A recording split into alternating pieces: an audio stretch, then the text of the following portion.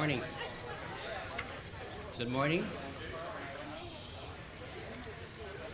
First, I would like to introduce the dear friends from other countries. And when I'm finished with the list, would you please stand up to be recognized? Dr. John Anderson, England. Dr. Robert Chapman, Perth. Dr. Graham Hall, Düsseldorf, Germany. Dr. John Roberts, Rosedale, England. Dr. Devan Derbiji, Holland. Dr. Lillian Lindquist, Düsseldorf. Dr. Chris Wood and Dr. Patricia Wood, and from Crowsborough, England. Would you please stand up?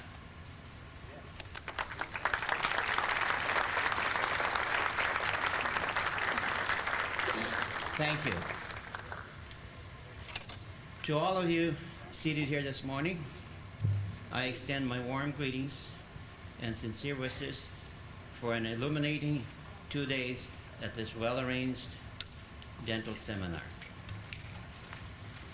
You know, the human mind is a wonderful thing. It starts working as soon as you're born. It carries on very well, hopefully.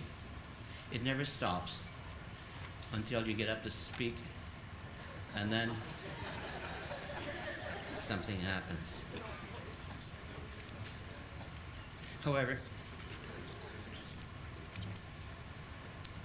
when you prod it a bit, then the curtain begins to open.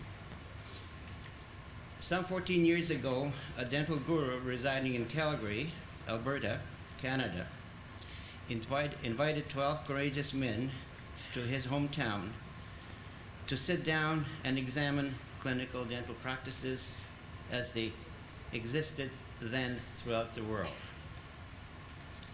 Out of these examinations, discussions, and deliberations was born the International Academy of Oral Medicine and Toxicology, IAOMT, or IAOMT for short. At the same time, dental research was exploding throughout the world, and the long-standing edifices of dental institutions began to shake from the onslaught of the medical research science coming upon the scene. And so, the inevitable began to happen, a clash between two ideologies or philosophies, between tradition and between science. The last 2 decades have witnessed a bitter war within the dental profession, a war with unfortunate circumstances. And this war was calling itself, unfortunately, the Amalgam War. Tradition became armed with academic fusillades, and the new academy armed itself with research science, always concerned about not bastardizing its weaponry and not prostituting the profession. As in all wars, there were human casualties, and one of the most significant casualties was truth itself. Therefore, battles produced a lot of heat and very little light. In order for the profession to survive in this internecine war, truth had to prevail, and thus it did. From a Canadian perspective, the battle initiated by IAOMT was finally won in 1996. All that was left, as in the aftermath of most wars, was the mopping up.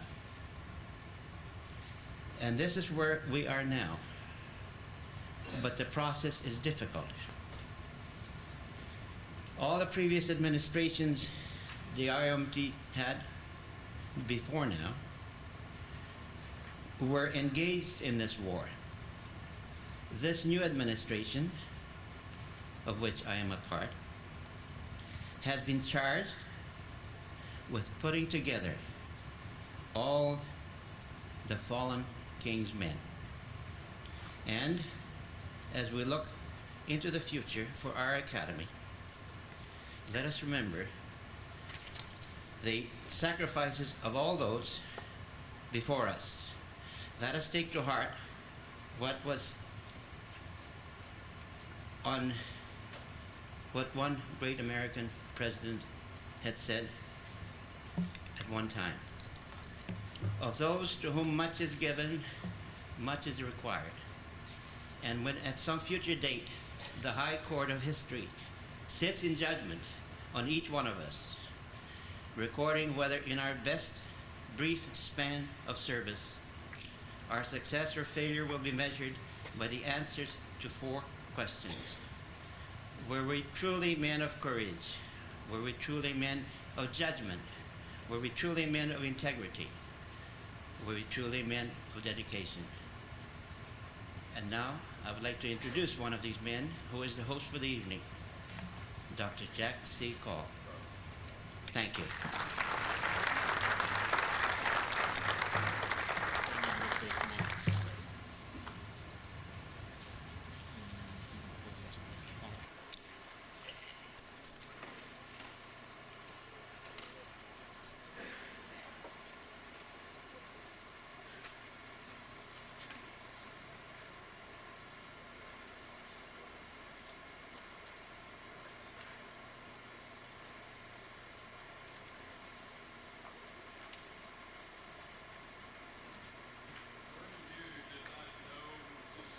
Was our president, Dr. Walty Pressey from Canada. And again, my name is Jack Kall, the host. I live here in Louisville, and I welcome all of you to our not so sunshiny state right now. And luckily the waters have receded a bit. I want to thank you for taking time out of your busy schedules to join us here. Hopefully you'll find this a very rewarding experience. I hope all of you have gotten a binder that's kind of your guide to the academy as well as the meeting. We also would like to thank the exhibitors who are at basically the rear of the room. They'll be given an opportunity to speak for a moment before our first morning break, and we encourage you to visit with them and find out more about what they might have to offer your practice. Also, I'd like to welcome any new members that are here, and we'll try to give you some more information about the Academy. Just feel free to approach any of the other members if you have any questions about how the Academy operates. The lunches for today and tomorrow will be back over at the Hyatt in the same location as the reception last evening. And the only other item of business now is I'd like to introduce Dr. Richard Fisher, and I'd like to also thank Dr. Fisher, our immediate past president, for putting together this fine speakers program. And without any further ado, here's Rich.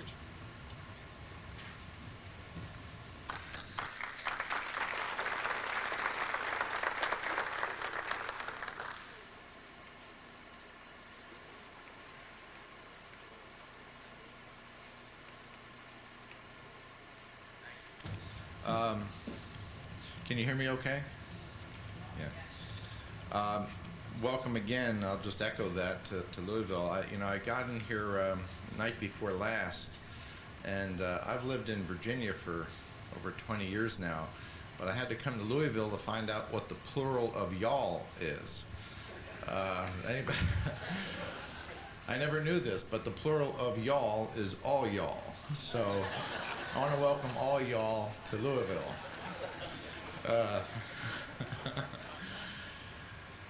Our first speaker today is going to be a first time for us to listen to, and it's an exciting event for me personally to have Dr. Jim Pendergrast come. Many of you have heard Dr. Haley speak, and he'll be on with us this morning too. Dr. Pendergrast has been working with Dr. Haley for several years now. Jim received his bachelor's degree from Austin Peay State University. and got his PhD in toxicology from the University of Kentucky in Lexington down the street here. And while at the University of Kentucky with Dr. Haley, has been working in the area of the effects of mercury on brain proteins and possible ramifications in Alzheimer's disease. So without any further ado, I'd like to welcome and give a good Academy welcome to Dr. James Pendergrast.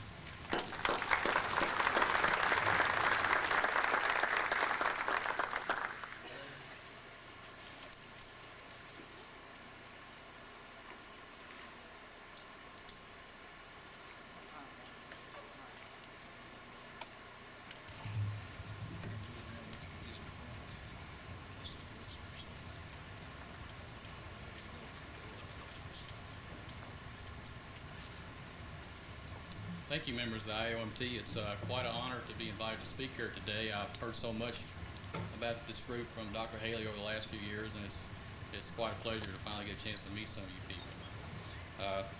Topic of my talk today is going to be the effect of heavy metals on brain proteins. And many of you who have heard Dr. Haley speak before will recognize some of this data I'm going to show you today, but I think it's important enough that it bears repeating, and there will also be some new data that I'm going to try to present. I've tried to divide this talk into two parts. First off, we're going to look at the effects of heavy metals, primarily mercury, on specific brain nucleotide binding proteins.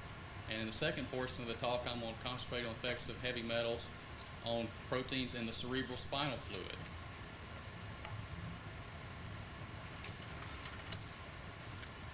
I hope everyone can see this.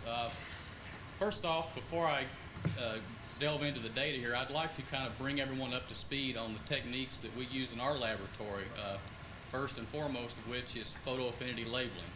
This is a technique which Dr. Haley has pioneered in his lab over the last 20 years or so, and this is what it's all built around. These are our photoaffinity nucleotide analogs of our common nucleotides ATP and GTP.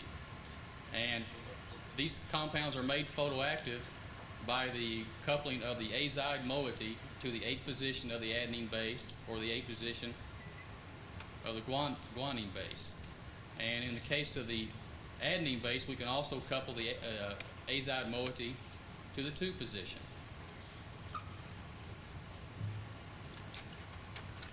And briefly, let me talk about our techniques we use to label mixtures of proteins. And normally what we do is we'll take a complex mixture of proteins, say a brain homogen, in which there are many nucleotide binding proteins which use different nucleotides. And we add our photoaffinity nucleotide analog here, which I've abbreviated photoprobe. And in this case, it's eta-zito GTP. And we've incorporated a P32, a phosphorus 32, in place of one of the non-radioactive phosphates in the photoprobe here. And the photoprobe is able to compete for binding to the sites, in this case, specific G binding proteins in this crude mixture, because it resembles the structure of GTP and not, in this case, ATP. And this binding is completely reversible. This photoprobe acts just like a normal substrate GTP would until we shine UV light on it. And once we shine UV light on it, any photoprobe that is bound to the active site of this membrane is covalently inserted. We have a permanent tag. We have now marked this protein with a radioactive tag, which we're able to follow the protein. We then, through a number of techniques, we separate the protein by a technique known as sodium dodecyl sulfate polyacrylamide gel electrophoresis, or for short, SDS page. And we then stain the SDS page with Kamasi, which is blue dye. We dry it, we then expose it to X-ray film, and we get what we call an autoradiogram. And then we are able to quantitate the level of P32 incorporation into this specific protein. And also up here in this step, what we're able to do is we're able to add toxins or other factors which could affect nucleotide binding. And in that way, we can study the effects of those particular toxins at the level of a protein-nucleotide interaction in a crude mixture such as an homogeneous. This is a little bit more of the same, a little more detail here. We take our brain homogen, mix it with GTP, and this is how we do our photo labeling. We just add our photo probe, incubate 20 seconds on ice in a very small volume, usually less than 100 microliters. We photolyze it with a handheld UV lamp, very low intensity. This incorporates the label into the proteins. We then quench the reaction and precipitate the samples. This allows us to separate our proteins from our unbound photo probe, which we then aspirate off usually after centrifuging the samples. We then take our sodium dodecyl sulfate, our detergent, and we use that to solubilize the proteins. And after solubilizing the proteins, we then load those proteins on top of an polyacrylamide gel. And this is similar to the consistency of Jell-O, only it has a very defined pore size. And by applying an electric current to the proteins, then we're able to separate these proteins. And the larger proteins, the higher molecular weight, are retarded more by the pores than are the smaller proteins. And the smaller proteins wind up migrating faster and running at the bottom of the gel, whereas the proteins of increasing molecular weight are running up higher. And you can see that. And what we do is we compare the proteins in our unknown sample against a lane of standard proteins, which we know the molecular weight of, and we are then able to tell exactly what molecular weight of the protein we're looking at. And say in this experiment we had added mercury to one of these brain homogenous. When we put our dry gel on X-ray film, we can see changes in specific nucleotide binding proteins produced by the effects of mercury and other toxicants.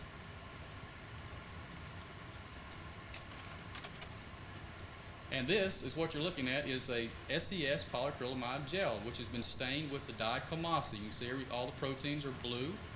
And this particular gel happens to be brain hippocampus homogenates from 6 control patients, neurological controls, and 12 Alzheimer's disease patients.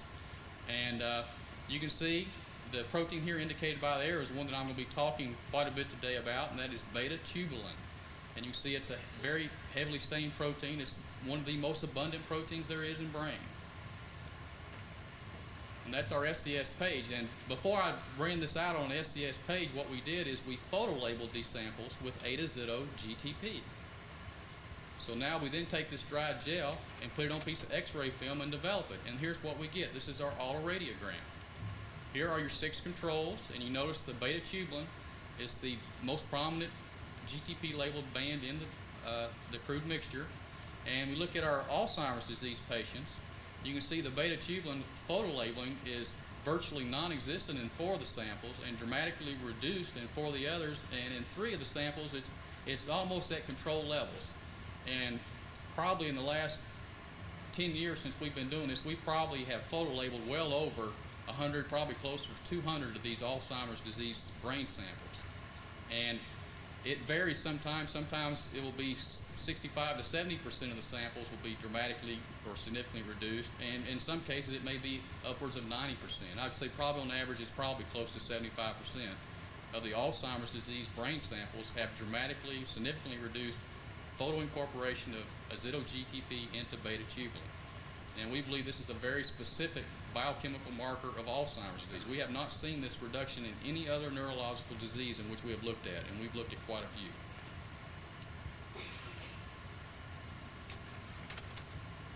One other technique I'm just going to mention briefly here.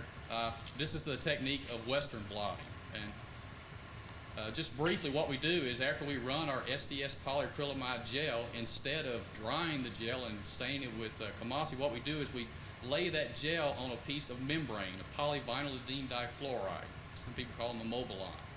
And then we reapply an electric current, but this time perpendicular to the gel. And the proteins, instead of migrating down the gel, migrate out of the gel and onto the membrane. And what we wind up with is a mirror image of the SDS page of these proteins affixed to this membrane surface. What we then do is we take a primary antibody which recognizes a protein on that gel. And in this case, let's say it's beta-tubulin protein. We have an antibody, say a mouse anti-human beta-tubulin antibody, which recognizes beta-tubulin. We allow that to bind. We wash off the unbound antibody. We add back a secondary, and the secondary has a small molecule called biotin attached to it. This is called a biotinylated. In this case, it could be a goat mouse biotin conjugated. We then add that, and that binds to the mouse antibody. We allow that to bind, and we wash that off. And the last step here is you add avidin, which has been conjugated to an enzyme. And this enzyme is able to convert a colorless substrate to a colored product. And the reason I went through all that is to show you this. One argument people always make when you show them a gel like that where you see a dramatically reduced photolabeling of protein, they always say, well, is the protein there? Well, what a Western blot does is tell you, yes, the protein is there and how much. And you can see this is the same group of samples, same 6 controls, the same ADs, and you can see that's purified tubulin out on the very ends here. And you can see the tubulin protein is most definitely there. You can also see a big problem with antibodies. This one is actually one of the better antibodies we use, but it's not specific. It recognizes other proteins in there. But this is the beta-tubulin band indicated by co-migration with a standard. And this also gives you one indication of the advantage of our technique. These Western blotting techniques, which are used very commonly, they tell you if a protein's there, but they don't tell you if it's active. Photoaffinity labeling tells you not only is it there, but yes, the protein is active, which is a major advantage we have. Briefly, let me go through a few slides here about Alzheimer's disease. I'm going to be talking a little bit about that, and I'm sure most of you probably heard of Alzheimer's disease. Clinically, there is no definitive diagnostic marker. Right now, there are several companies that are in the process of developing some based on neuronal thread protein and tau and amyloid beta protein. Our lab has found that glutamine synthetase, a important ATP binding protein, is elevated in AD cerebral spinal fluid. Unfortunately, glutamine synthetase, like all enzymes which we use to photolabel, must be active to photolabel, and glutamine synthetase is probably the absolute worst enzyme you'd want to work with. If you wanted to find an enzyme that was very stable and one that had a nice long half-life in the spinal fluid, it's rapidly oxidized, so it's been a real pain to get enough good samples to get a lot of numbers with that. But we're working on it. Clinically, what the neurologist will do when someone walks in is he basically, in most cases, just tries to rule out other causes of dementia, over-medication, depression. There are several causes. If you're one of those few fortunate 1 in 6 AD patients who gets to walk into a Alzheimer's disease research center like the University of Kentucky, you may actually have an MRI or a PET scan done, but those people are a minority. Most cases of diagnosed, or actually all cases of diagnosis of AD are confirmed upon pathological examination of the brain tissue at post-mortem. And this is based upon the presence of increased numbers of senile plaques and neurofibrillary tangles. And I don't know if you see that, in excess of normal aging. And the reason I have that underlined is because all people have plaques and tangles in their brains when they die. Only Alzheimer's people have much more than that. So it's kind of a judgment call.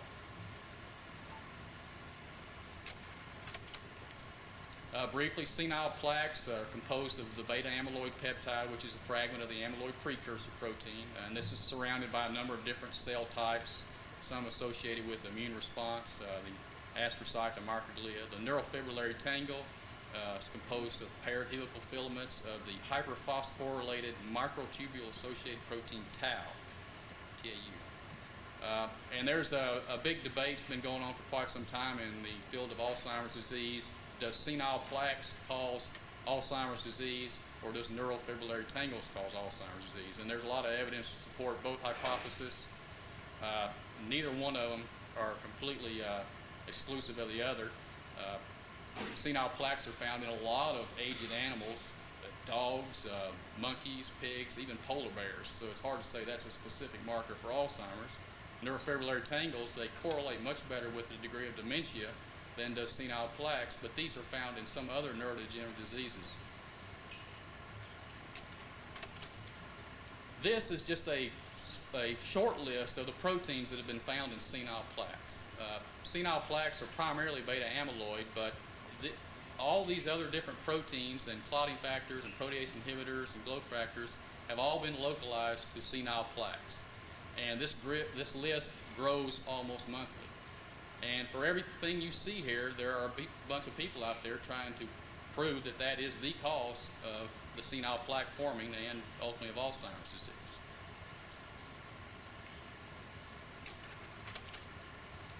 And this is just some of the genes that have been linked to Alzheimer's disease.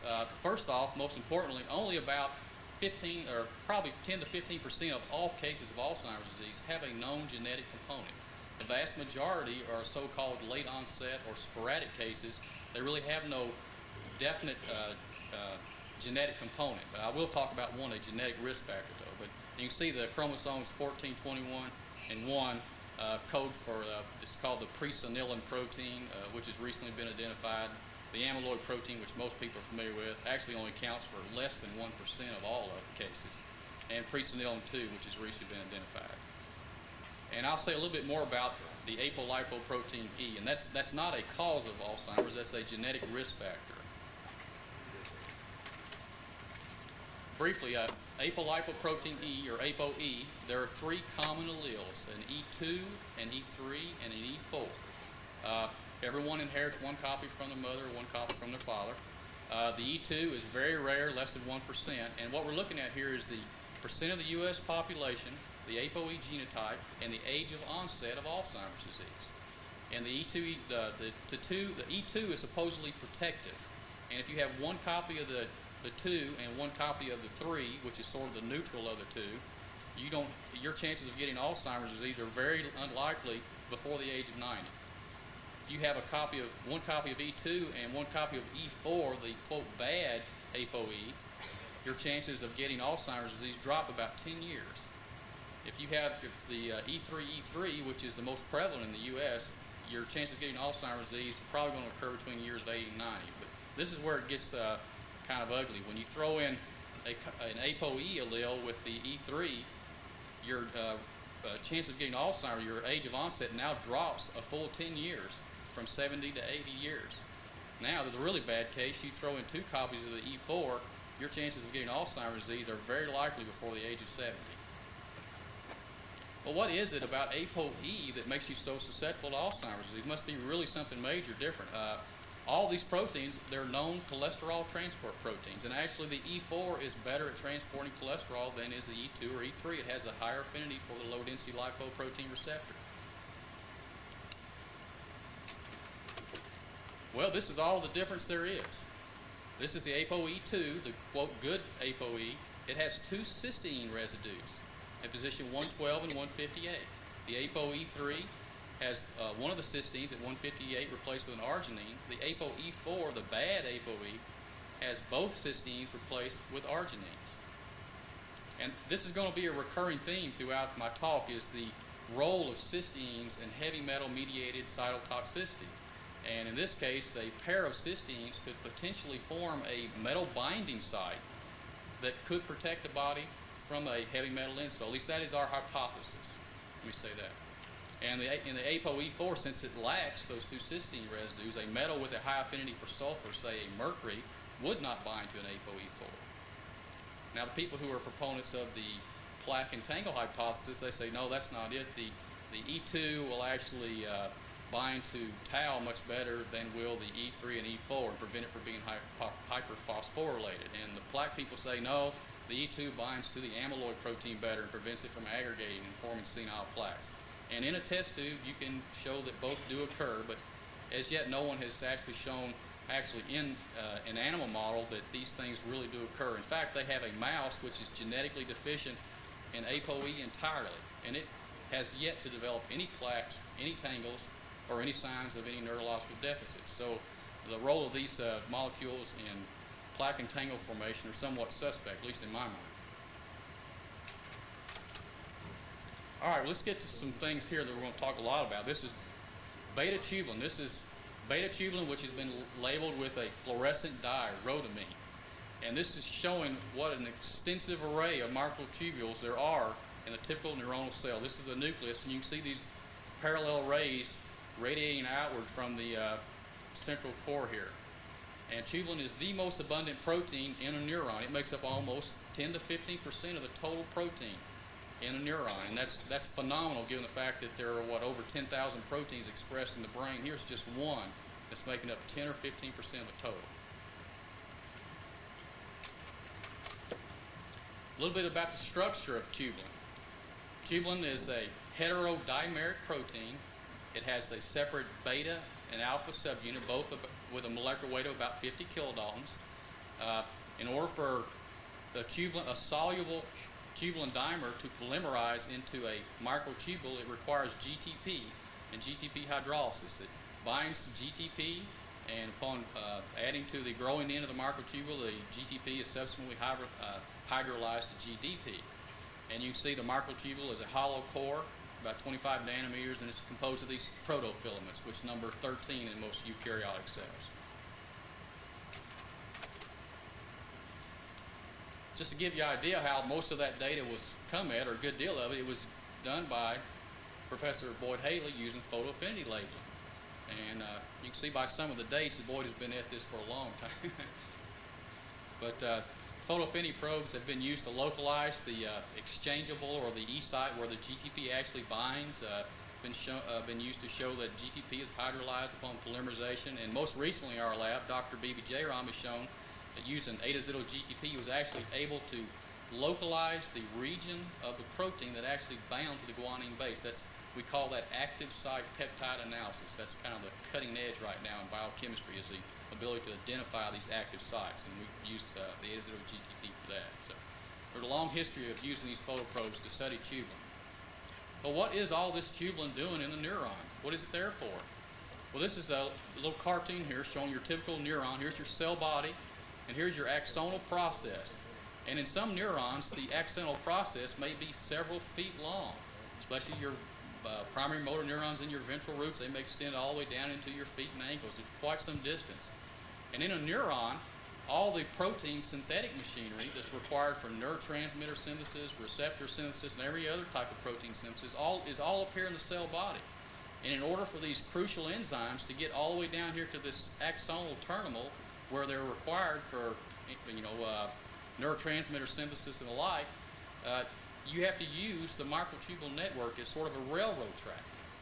And on that railroad track, the engines, if you will, the microtubule-associated proteins, another class, these MAPs, dynein and kinesin, actually use the energy of ATP to transport these vesicles filled with these proteins down to the end of the neuron.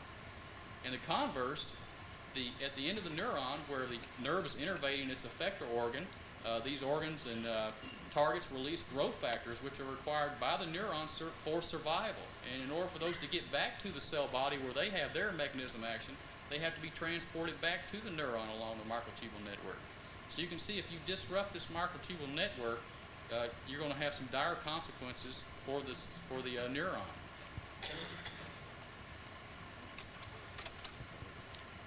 And this is taken from an article by Dr. Trojanowski, and what he was proposing at the time, that he's a tau proponent, he was proposing that abnormal phosphorylation of tau led to the production of these neuropathological hallmarks, the neurofibrillary tangle and the senile plaques. And what we've done is kind of adapt this hypothesis, and we'd like to take it one step back and say, well, yeah, tau gets hyperphosphorylated, but its microtubule disruption is what is occurring first.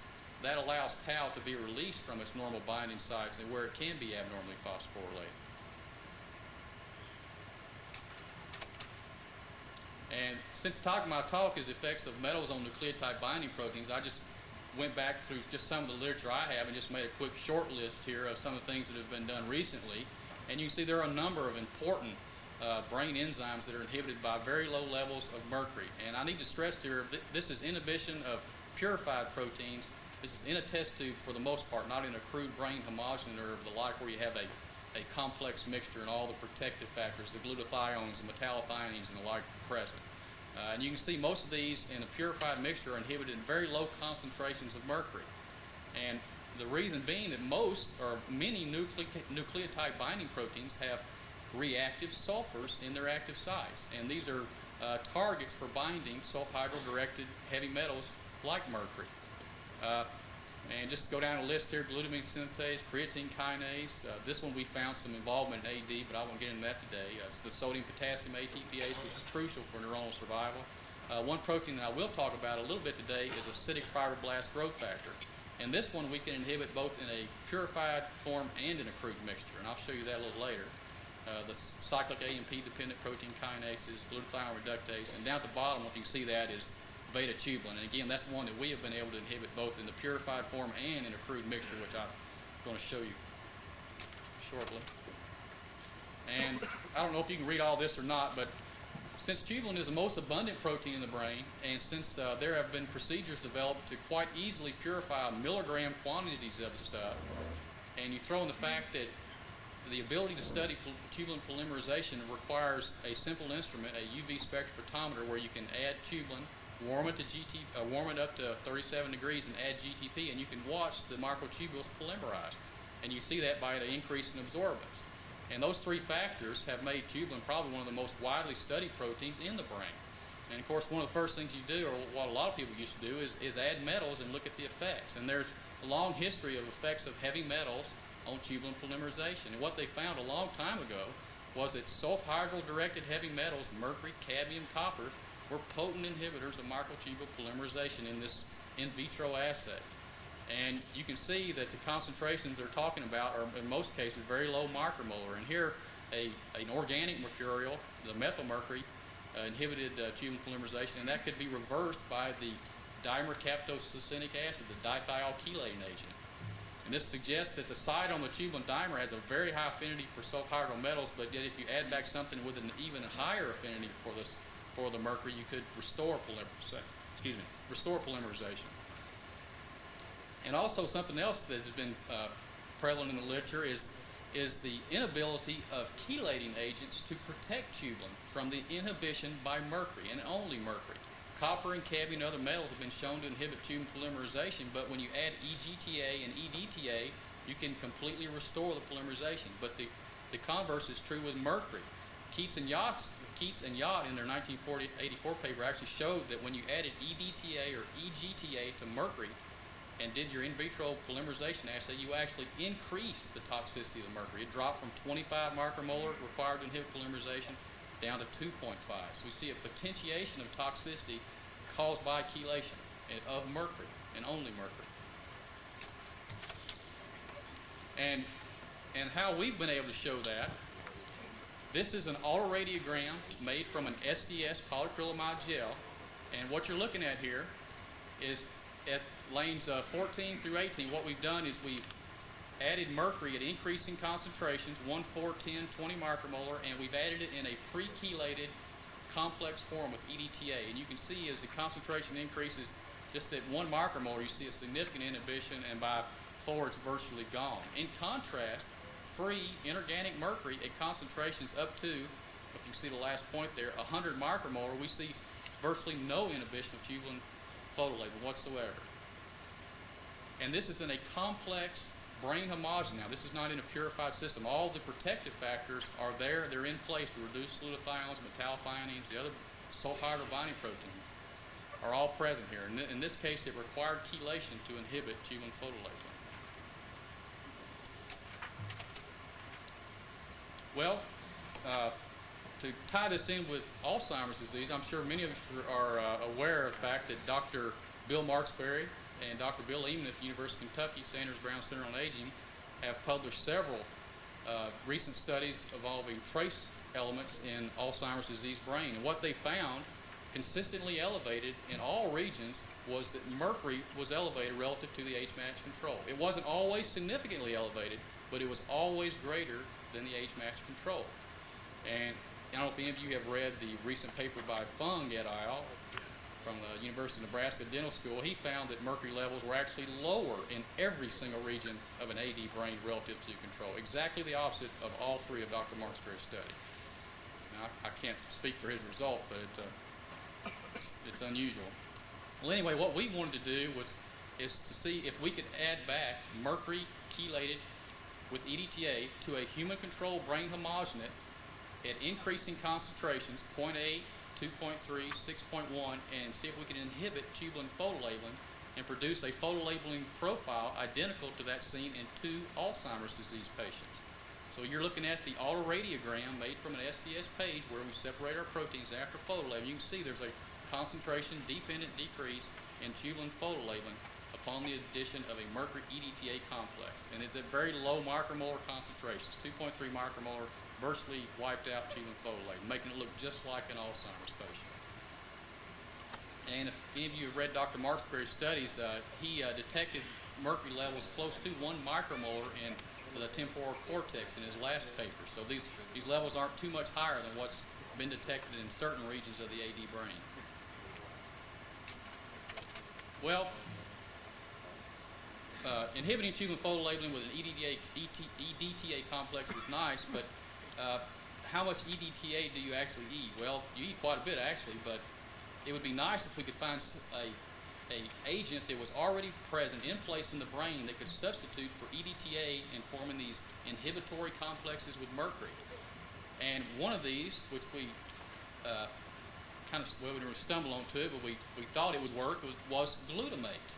Glutamate is an excitatory neurotransmitter in the brain. It's present at millimolar concentrations, enormous quantities of glutamate in the brain. And glutamate is a amino carboxylate compound, very similar in structure to EDTA. And what we found is we could chelate mercury with glutamate, here shown in lanes 5 through 8, EDTA for comparison in 1 through 4.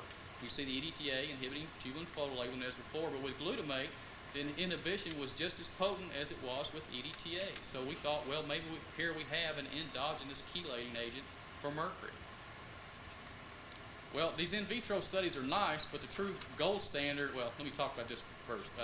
Just to show you that EDTA and glutamate could potentially form a similar type complex with mercury. EDTA is the diamino tetracarboxylate chelator, forms a tight hexacoordinate covalent, or not covalent, but ionic interaction with mercury. And you could propose that glutamate could form a similar binary complex, complexing mercury between the 2 amines and the 4 carboxylates. This has not been published, it's just our speculation. Though many complexes with mercury have been published with other amino acids, we just haven't found one for glutamate yet. All right, well, we're able to inhibit tubulin photolabeling in a brain homogenate with a mercury EDTA or mercury glutamate complex. Is this permanent? Are there hopes for reversing this inhibition of labeling? Well, the logical agent to try to restore labeling would be a dithiol chelator, and in this case we chose dimercaptose succinic acid, which has been approved for treating mercury intoxication. What we did is took 2 human control brains, 1 through 8 is one brain, 7 through 12 the other. We added our mercury EDTA, inhibited photolabeling, and then we added our 200 micromolar DMSA, and we incubated for increasing periods of time. And what we found was the DMSA basically restored labeling after only the first 5-minute incubation. It really wasn't necessary to extend the incubation any longer. So while EDTA is a perfect delivery agent of mercury to tubulin, dithiol chelators evidently have a higher affinity for the metal than does tubulin and are able to pull that metal off and restore labeling. And I should say that there have been several studies to show that tubulin has a very extremely reactive sulfhydryl pair. And that's unlike most enzymes which have extremely reactive monothiol. Tubulin has a dithiol pair which is highly reactive. So it actually has a higher affinity for these heavy metals than most of your nucleotide binding proteins would. All right, well, this is what the true gold standard in toxicology is: can you reproduce your in vitro assay in a whole animal? And that's what we set out to do. This is the mean brain mercury level of a group of rats that were fed mercury chloride in drinking water, 70 micromolar, for periods of up to 1 year.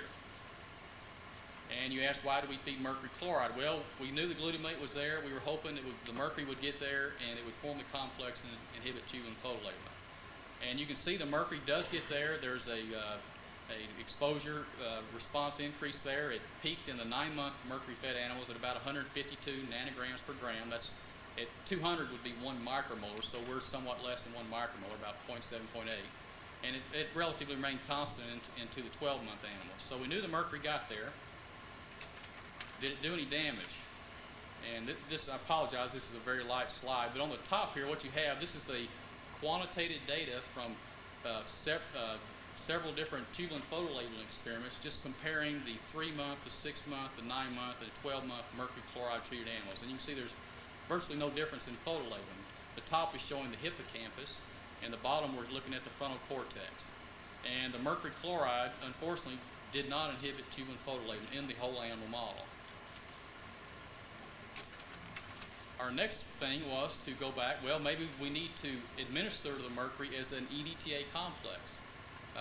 EDTA actually has been known to decrease the absorption of heavy metals in the intestines.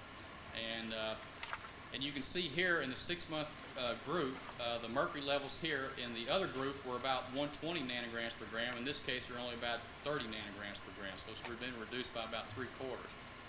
However, in one animal, the mercury level at 4 months was almost identical to the mercury level in the brains of the rat fed mercury chloride for 6 months. And this one animal is the only animal that ever showed any signs of mercury intoxication in either of the groups, mercury chloride or mercury EDTA. In fact, we had to sacrifice him early. And what we found when we homogenized it, this is just the SDS page in which we've ground up these brain homogenous and we've run them out in the gel here, and you can see the beta tubulin band. And this is the 4-month animal, and these are the other mercury EDTA treated and the controls. And you can see the protein is most definitely there. What about when we do the photolabel analysis? Photolabel of beta tubulin, that one animal was completely, well, virtually non-existent. It was inhibited by over 90%.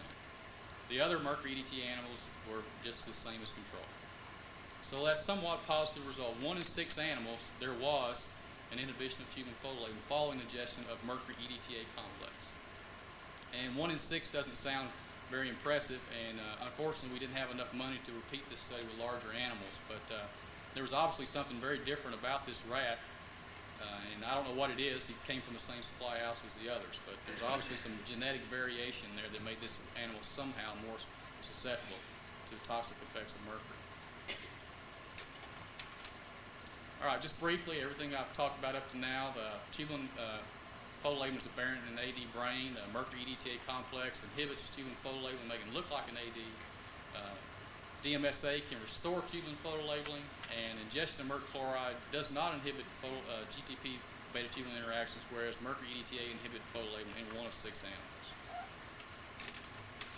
Well, I don't have to tell anyone in this audience that mercury chloride is not the major source of mercury exposure. This is just a table from a book by Dr. Magus showing that dental amalgams, elemental mercury vapor, is by far and away the major source of mercury exposure. And that kind of begs the question, why not expose a group of animals to mercury vapor and see what effect you'd have on tubulin photolabeling? And Dr. Haley contacted Dr. Murray Vimy and Dr. Fritz Florscheiter at the University of Calgary, and we set up a collaboration to do just that. And just briefly, this is just to show you the mercury vapor has been known to be absorbed through the lungs, enter the blood, be oxidized in the blood cell, but about 10% manages to reach the brain, and here it's oxidized by the enzyme catalase. And here you see this same theme again, mercury binding to sulfur, forming tight covalent bonds, essentially trapping a metal in the brain. If this X happens to be another sulfur, like in tubulin, for example, this bonding is extremely tight.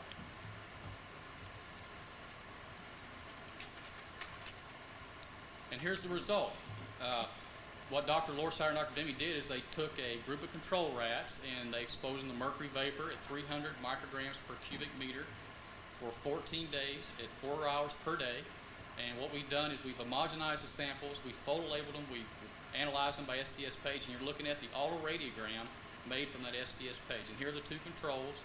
You see there's a little bit of variability there in the proteins that are labeling, but here are the mercury vapor exposed. And you can see it's significantly reduced in all of them. 2 of them, it's extremely significantly reduced. And just for comparison's sake here, we added a human control brain and an AD brain. So you can see by exposing a rat to mercury vapor at a relatively high concentration, but for a very brief period of time, we were able to produce this molecular lesion in an animal model using mercury vapor that resembles an Alzheimer's disease patient, in which mercury has been shown to be elevated. I apologize for this slide. My axes labels kind of got cut off here. What you're looking at on this scale, this is the P32 photo incorporation into beta tubulin. This is the brain mercury level shown on this other y-axis. And in addition to those 14-day mercury-exposed animals, there was also a 2-day dose in that group. Again, these rats were exposed to 300 micrograms per cubic meter, and you're just looking at the plot of the quantitative data. Beta tubulin photolabeling shown in the dark closed box, the open box is the brain mercury. And you see in controls, tubulin photolabeling is very prominent, virtually no mercury. 2 days, no decrease in tubulin photolabeling, but the mercury levels increase significantly just after 2-day exposure, but not enough to inhibit labeling. But when we go to the 14-day, we see a dramatic reduction in tubulin photolabeling and a huge increase in brain mercury. In fact, if you read that number, that's about 400 nanograms per gram. And if you remember, after feeding rats mercury chloride for a year, I was only able to achieve 152. And here, 2 weeks, we have 400. So you see the mercury vapor is much more toxic to the central nervous system. And just for comparison's sake, here's a group of Alzheimer's disease patients versus controls, and you can see a significant decrease in tubulin photolabeling. What we did find here, however, is when we looked at the mercury levels in this group of Alzheimer's patients, it was 23% higher than controls, but it was not significantly elevated. But it was elevated, but it was not significant.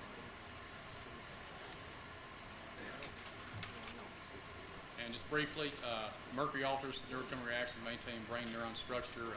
Mercury exposure inhibits binding of GTP to tubulin, and rats exposed to mercury vapor produce the same neurochemical pathology of tubulin, shown in Alzheimer's disease. All right, well, I want to kind of shift gears here and talk about proteins not in the brain, proteins produced by the brain, but proteins that wind up in the cerebral spinal fluid. And the reason we chose to study cerebral spinal fluid is cerebral spinal fluid, as you all know, is sort of the plumbing of the brain. It's the window to the brain. You're able to potentially detect what's going on in the central nervous system by sampling cerebral spinal fluid, which is really the only viable alternative. And the reason for this being that, first off, we wanted to see, can we find a diagnostic marker of Alzheimer's disease? That's been an ongoing project in our lab. And also, can we find a sensitive biomarker of mercury exposure? And this would be a good way to be able to find out what level of mercury is in the brain itself. And you know, I'm sure everyone is aware that sampling urine and blood are very unreliable. And of course, we're going to use a technique of photoaffinity labeling to do that. And this is what we get when we photolabel a group of Alzheimer's disease patient ventricular CSF with 2-azido ATP. That we run it out on a gel, expose the gel to X-ray film, and you're looking at the autoradiogram here, and you can see there's a lot of variability among patients, even between control groups and the AD group. A lot of variability. But I want you to concentrate on this region down here around the 21 kilodalton molecular weight marker indicated with a red arrow. You see there's a protein here of about 21 kilodalton that's fairly prominent in the 3 controls, and yet in the AD the levels are somewhat reduced. And this one patient indicated with LB is what's referred to as a diffuse Lewy body disease. That's another neurodegenerative disease. And you can see in the Lewy body, it's actually higher than any other samples. And we've done several of these screens, and we found that the level of photolabeling of this 21 kilodalton protein in the AD cerebral spinal fluid is significantly decreased, about 50%. So we thought we had a good sensitive, maybe a potentially diagnostic marker of Alzheimer's disease. That's what we're working toward. Well, what about mercury? Does mercury tie in with this? Well, the natural experiment to do was to take a human-controlled cerebral spinal fluid, actually 2 human-controlled cerebral spinal fluids, and add increasing concentrations of mercury from 0, 1, 2.5 to 5 micromolar. And you see by 5 micromolar, photolabeling of this 21 kilodalton protein is virtually abolished. And in the second control, where the protein labeling was somewhat less, the same thing occurred. 5 micromolar, completely gone. And this other protein up here, you see it at about 45 kilodalton. You see it's also inhibited, but it requires a much higher concentration of mercury, and the effect is not nearly as dramatic. And we think this is possibly creatine kinase. And if you remember from my list of inhibited proteins, creatine kinase was one that is inhibited by mercury. But you can see at very low levels, this 21 kilodalton was very sensitive. And well, what about EDTA? Does this protein here require EDTA for inhibition? Well, no, it doesn't. But does EDTA protect? Well, when we add increasing concentrations of mercury here on the left-hand side of the gel, going from 0, 1, 2, 5, 10, you see the same protein inhibited, 5 micromolar. And on the right side here, we have EDTA present in the sample as we photolabel. You see EDTA affords no protection whatsoever of or inhibition of photolabeling, this 21 kilodalton protein. In contrast, this 45 kilodalton, which was somewhat inhibited by mercury chloride, EDTA is now protecting it. And that indicates to us that the site of interaction of mercury with this protein does not have a nearly high affinity for mercury as does this protein. Whatever it is extremely high affinity for mercury if EDTA is not protected. Well, what about other metals? Is this specific for mercury? So what we did is we took a control CSF, we photo-labeled the CSF samples with 2-azo-ATP with these different heavy metal ions here at 5 micromolar concentration. And we analyzed by SDS page. You're looking at the autoradiogram here. And this is somewhat hard to quantitate with the naked eye, but when we added copper, we saw about a 200% increase in photo-labeling of this band. Calcium iron had no effect. Cobalt, interestingly, showed a decrease. Nickel, cadmium, nothing. Here's your buffer control for comparison's sake. No effect with any other metals, and here's your mercury out on the end for comparisons. Virtually abolished. One protein which we have worked with a great deal in our lab is acidic fibroblast growth factor. Dr. Ashok Chavan, when he was a postdoc in Dr. Hayes' lab, had a project going with Russell Middow at Merck Sharp and Doane, looking at the effects or photo-labeling the ATP site of acidic fibroblast growth factor. And we knew it was a 21 kilodalton protein. This is a autoradiogram made from an SDS page of this purified acidic fibroblast growth factor. And what we've done is we've repeated the same experiment using the same metals in the same order. And you can see the copper, in this case, actually decreased acidic fibroblast growth factor labeling. Here's your buffer control. Here, cobalt, interestingly, the same decrease in photo labeling as in the spinal fluid. Here's something that really unusual popped up, manganese. Manganese just knocked it out like nothing we've ever seen before. I mean, it's gone. Mercury, again, a significant decrease. So this looks similar to the protein in the CSF, but not exactly like it, not respects to all metals. So what we thought is maybe we're looking at more than just one protein. And that turned out to be the case.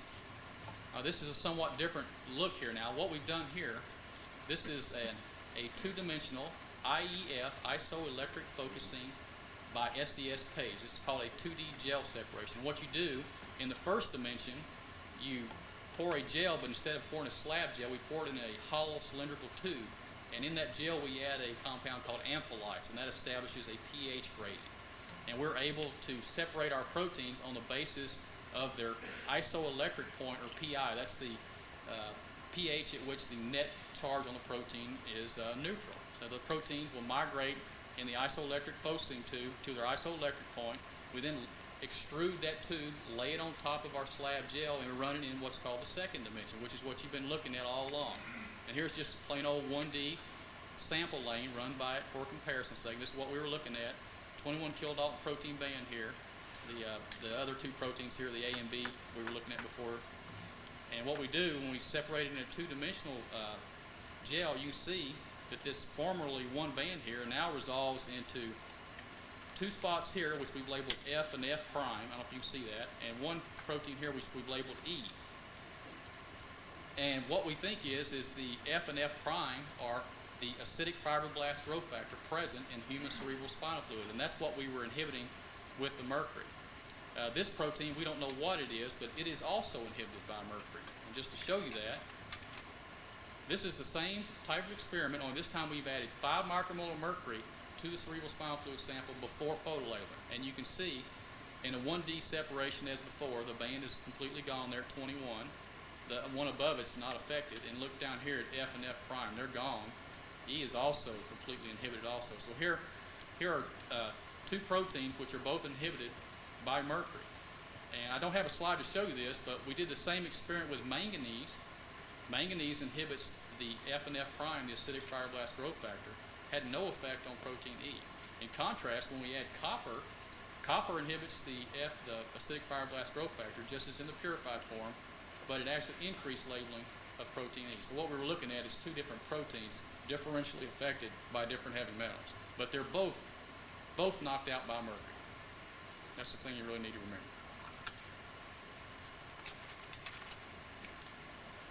Okay, well, just to prove to you and everyone else that this is acidic fibroblast growth factor, what we have to do is somehow show that we can either take an antibody and immunostain this, as we did with tubulin, or another way to do that is by co-migration with a purified standard.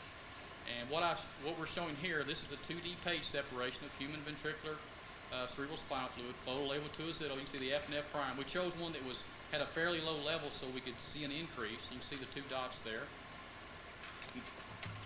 This is purified acidic fiberglass growth factor, F and F prime here. And what we do is we add the purified stuff to the human control, repeat our photo labeling experiment, and you see now what used to be two light dots is now two very heavy dots. And this is indicative of co-migration of a purified protein standard with an unknown in cerebral spinal fluid. Back to the antibody, we have tried repeatedly to detect this with antibodies, and we've tried two so far. And one thing about photo labeling is sometimes it's even more sensitive than immunodetection, and we have been unable to get a real good antibody detection with FGF using 1,000 microliters. This is just 20 microliters photo label. We've used 1,000 on a Western blot and still can't get a good signal. So here is a potential biomarker that we think is indicative of mercury exposure. We're still in the process of trying to identify this other unknown protein. But one thing I want you to notice real quick before I leave this is heavy band here is albumin. The FGF migrates at an isoelectric point of about 6, slightly to the basic end of albumin. The unknown protein here is on the acidic end and an isoelectric point of around 5. And this will be important when we look at our rat CSFs, which I'm showing you here now. This is what we did is Dr. Haley got in touch with Dr. Lorshire and Dr. Vim again, and they agreed to expose some rats to mercury vapor for us and draw out a sample of the cerebral spinal fluid, which is no small feat in a rat. And what you're looking at here is just the SDS page, and you can see there's not much there. This is only 20 microliters, and this particular sample here had a little bit of blood in it. That's hemoglobin, but there's not a whole lot going on there. No consistent differences between the 5 controls here and the 6 mercury vapor exposed. And I should say these rats were exposed to 250 micrograms 4 hours per day for 14 days. Before running that gel, we photo label them, and this is the autoradiogram made from that gel. And this is not quite as clear cut as we'd like to be, but you can see this 21 kilodalton band here is prominently labeled in 3 of the controls. You can see it there in the other 2. This guy we just had to throw out of the data set. The hemoglobin binds photoprobe also, and it obliterated the signal. But you can see in the other mercury vapor rats that protein is somewhat decreased. And we have recently repeated this experiment, and we were wondering, is this one protein or is this 2? So after Dr. Lorshire repeated the experiment, sent us the samples, we then photo labeled it, but we separated it on a 2D gel. And what we found is it wasn't FGF over here. Remember, it ran at about 6 for an isoelectric point. What we were looking at, what we think we were looking at, is this unknown protein here at about 5. This is a control rat again. And here's one that Dr. Lorshire exposed to mercury vapor. You can see that protein is completely gone. So this appears to be a sensitive biomarker of mercury exposure. And of course, the other experiment you have to do is take the control, add mercury to it, and see if you get the same effect in a test tube. And that's what we did here. We took that same control, which labeled, we added mercury to it, and you can see the protein is inhibited. So this is a protein that's definitely inhibited by very low levels of mercury, and we think it may serve to be a biomarker of mercury exposure. We still have a lot more experiments and a lot more animals to do on this. All right, I'd like to thank the people who are responsible for all this. This is Dr. Haley's acknowledgement slide, so this should be his name there first and foremost, since he's the brains and the impetus behind all this research in our lab. Drs. Murray Vimy and Fritz Lorshire at University of Calgary. Mr. Edward Durr, a research associate in our lab who did a lot of the labeling with the tubulin. The Sanders Brown Center on Aging, which supplies us with all of our brain samples, cerebral spinal fluids. The IAOMT members and the Wallace Research Foundation, Mr. H.B. Wallace, who funded a large portion of this. Thank you.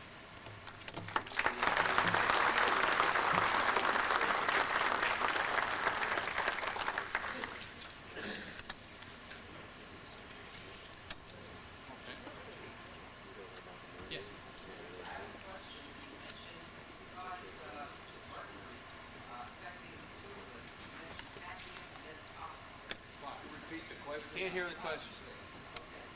You had mentioned besides mercury besides the toxic effects of mercury, cadmium inhibiting tubulin, Use the microphone. and copper inhibiting tubulin polymerization. And I probably went through that slide a little too quick, but those were all the in vitro polymerization assay. And the concentrations of cadmium and copper are usually several orders of magnitude higher than what they were using for mercury. Oh, I'm sorry. Oil copper is helpful in making arteries more elastic to prevent things like stroke. Now, if you take oil copper, it seems to have a contraindication from what you just said about copper. Well, yes, it does. I don't know how to explain that. Tubulin is there in all cells. It's not just present in neurons. It's ubiquitous. So there is tubulin there. It always gets back to in a crude system where you have all the protective factors, because there are copper binding proteins in cells, ceruloplasm, and there are other proteins, copper, zinc, superoxide, dismutase, and others that bind copper very tightly. And if the copper is already bound up, it's unavailable to interact with tubulin. And I'm not sure about dietary supplementation. One thing I can mention, this has anything to do with tubulin, but acidic fibroblast growth factor is one of the most potent angiogenic factors there is. And it has a very high affinity for copper.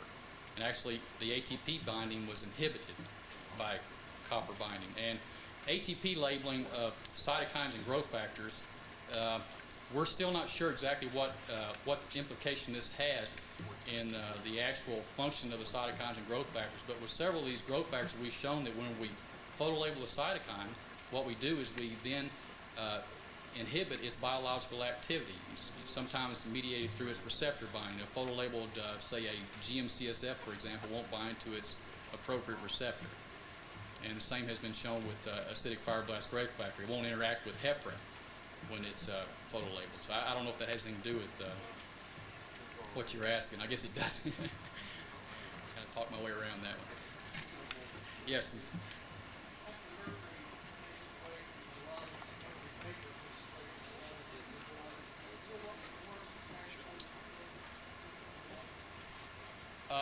Is to my knowledge, mercury enters the red blood cell and is there oxidized by catalase, where it's essentially trapped inside the red blood cell. Yes, Dr.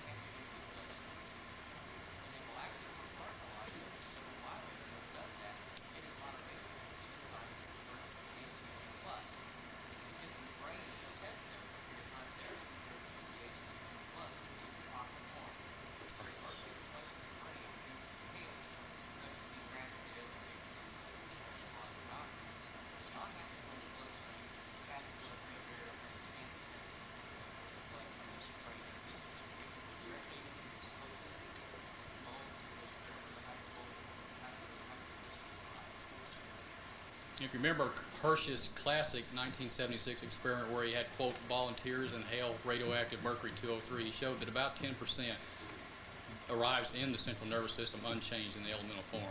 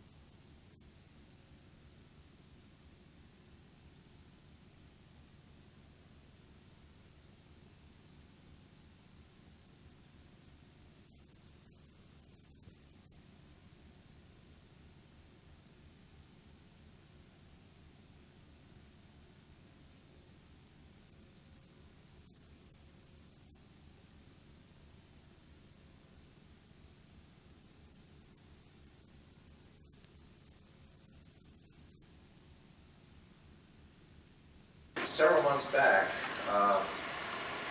you've seen the kind of research that's coming out of the University of Kentucky here. This is a world-class research center, and we really appreciate the insights that Dr. Pendergrast has shared with us. Several months back, I got a call from Dr. Haley, and he had presented a lot of this information in previous meetings to us, and he told me rather excitedly about some new findings that he had just stumbled upon regarding some neurotoxicity factors in relation to endodontically treated teeth. And I asked him when he might have some data, because this was just over 2 teeth that he had looked at and had seen some startling things. And I won't steal any of his thunder, but we're going to hear about that today. A lot of the criticisms we've heard over the past few years since George Meining's book has come out and so forth is that this research all stems back to the 1930s, and we really didn't have a lot of new stuff to look at some of the perhaps risks that these things may involve. So our next speaker is Dr. Boyd Haley, who received his bachelor's in chemistry from Frankfurt College and his PhD from Washington State University. Did his postdoctoral work at Yale and is currently a professor of medicinal chemistry and biochemistry at the University of Kentucky Medical School. So again, I'd like to give a warm welcome to a dear friend of the Academy, Dr. Boyd Haley.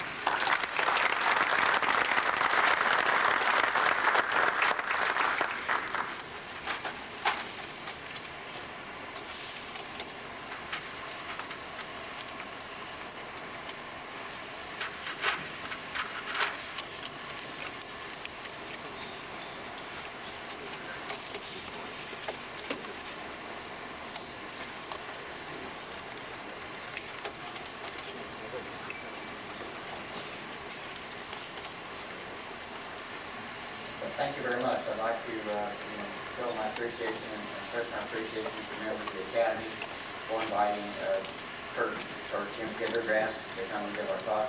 And again, I would like to say that the work that you saw on the slides and the work that I'm presenting and most of the data, you have to have somebody with good hands and someone you can sit down with and say, here are my ideas. And not only that, I don't want to say that all these ideas are mine. This is a feedback. And when you find a young student who starts out as a bachelor's, getting a PhD, you teach them a lot. And when they're ready to leave and go on their own is when they teach you as much as you teach them. And when Jim and I, or Kurt as I call him, sit down and talk, I many times learn a hell of a lot more from him than he learns from me now. And so I would like to say, here publicly acknowledge that one of the best things that's happened in my research career is to have James Pendergrast be a graduate student and a postdoc in my laboratory. And I'd like to give him another round of applause for the work he's done.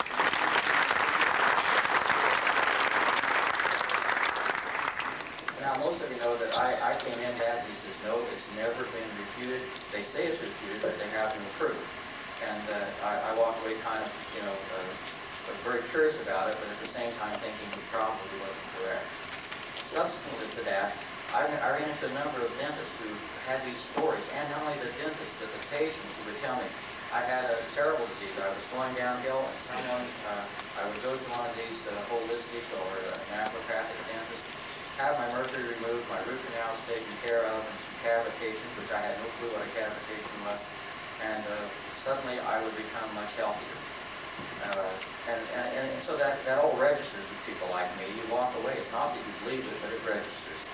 The proof of this came, a lot of you know Hal Huggins. He's a very tenacious person, and he has access to phones. I think he carries one on his body all the time. Called me several times and kept pushing me. After he heard about the mercury toxicity work with it, would we do root canals on teeth?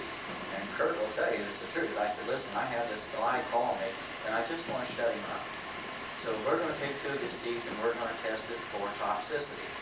By the mere process of extracting this tooth and doing it similar as we would do adding mercury. And Kurt did these experiments, by the way. So he sent us 2 teeth. We put it off for a long time, and one day we had a slow day, if there ever is a slow day in my laboratory. Kurt tested, and we decided we would soak the tooth in water and then take small amounts, like 5 microliters, which is about 1/4 of a drop out of an eyedropper, and we would go up to 100 microliters, which is about 1/10 of an ml. And lo and behold, creatine kinase was still given in brain samples at the very lowest concentration, 5 microliters of this 1 ml brain tooth extract. And so this got our interest up, and we decided that we would do some screening because there seemed to be a lot of pressure. A lot of dentists were under duress by their state dental boards because of their attitude toward root canal teeth and perhaps cavitation. And so that's where this topic comes into. We decided to study the toxicants associated with cavitational materials.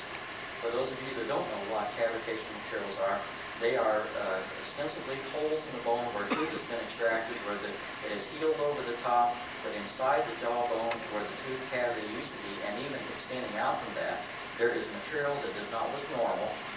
It has an off color. I've seen it. It's kind of a purplish, oily looking material, and if you excise the bone from a cadaver and split it open, the question is, there's no doubt that the bone is deteriorating, but is that material toxic? And then the second part of this is the teeth with root canals.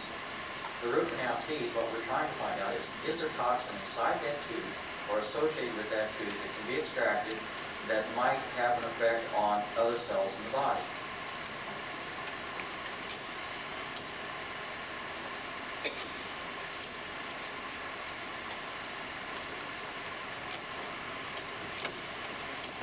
I'm not having any luck with this change.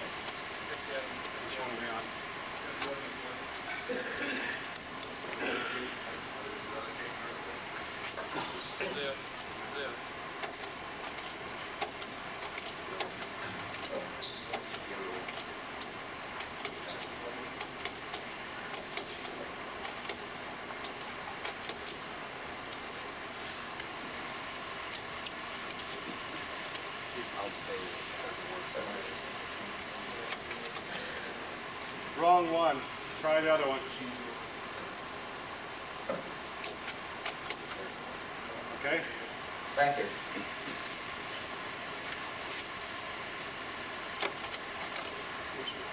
Before we get into all to the material about the cavitation, there's something that I want to bring up, and this is again following up on what Kurt ended up at the end.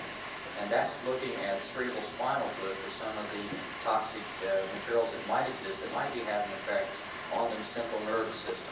And so we're going to have about 4 simple slides here to show you where Kurt and I have worked together, and we've developed what we think is going to be a very solid diagnostic test for 2 major diseases: ALS, or amyotrophic lateral sclerosis, or Lou Gehrig's disease, and multiple sclerosis. And he talked a little bit about 2-dimensional gels, and this is a 2-dimensional gel.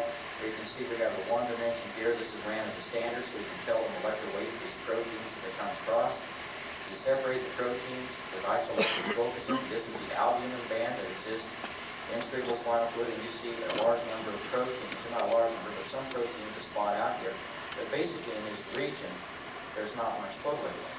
Now we've improved this system quite a bit, or I should say Kurt has, with some of my ideas, some of his own, and we photolabeled this, and what we're able to do is, if you look down here in the bottom, where all of the cytokines are run, or the neurotrophic growth factors, you can't see them. That's because small proteins don't stain, and you don't need very many copy numbers. Now, an attribute to put affinity labeling, is if we make an autoradiograph of that, we see a huge number of proteins that you can't see on the stain. And this can all confuse you. You can also see the molecular weight markers listed over here. But if you look at this, this is an autoradiogram made from a gel, and you can't read this because I've got a head in the way. But it's controlled CSF, full labeled with the ZOATP, and where this green arrow is located, you see a very significant protein that migrates somewhere between 21 and 14, roughly near 18,000 molecular weight on this particular gel. Now, we found that in 15 out of 15 controls that are age-matched. We've done 5 of 5 ALS patients. This is an ALS CSF.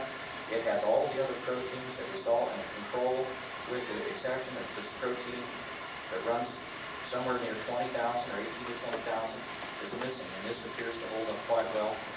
We've written a grant to NIH to identify this protein.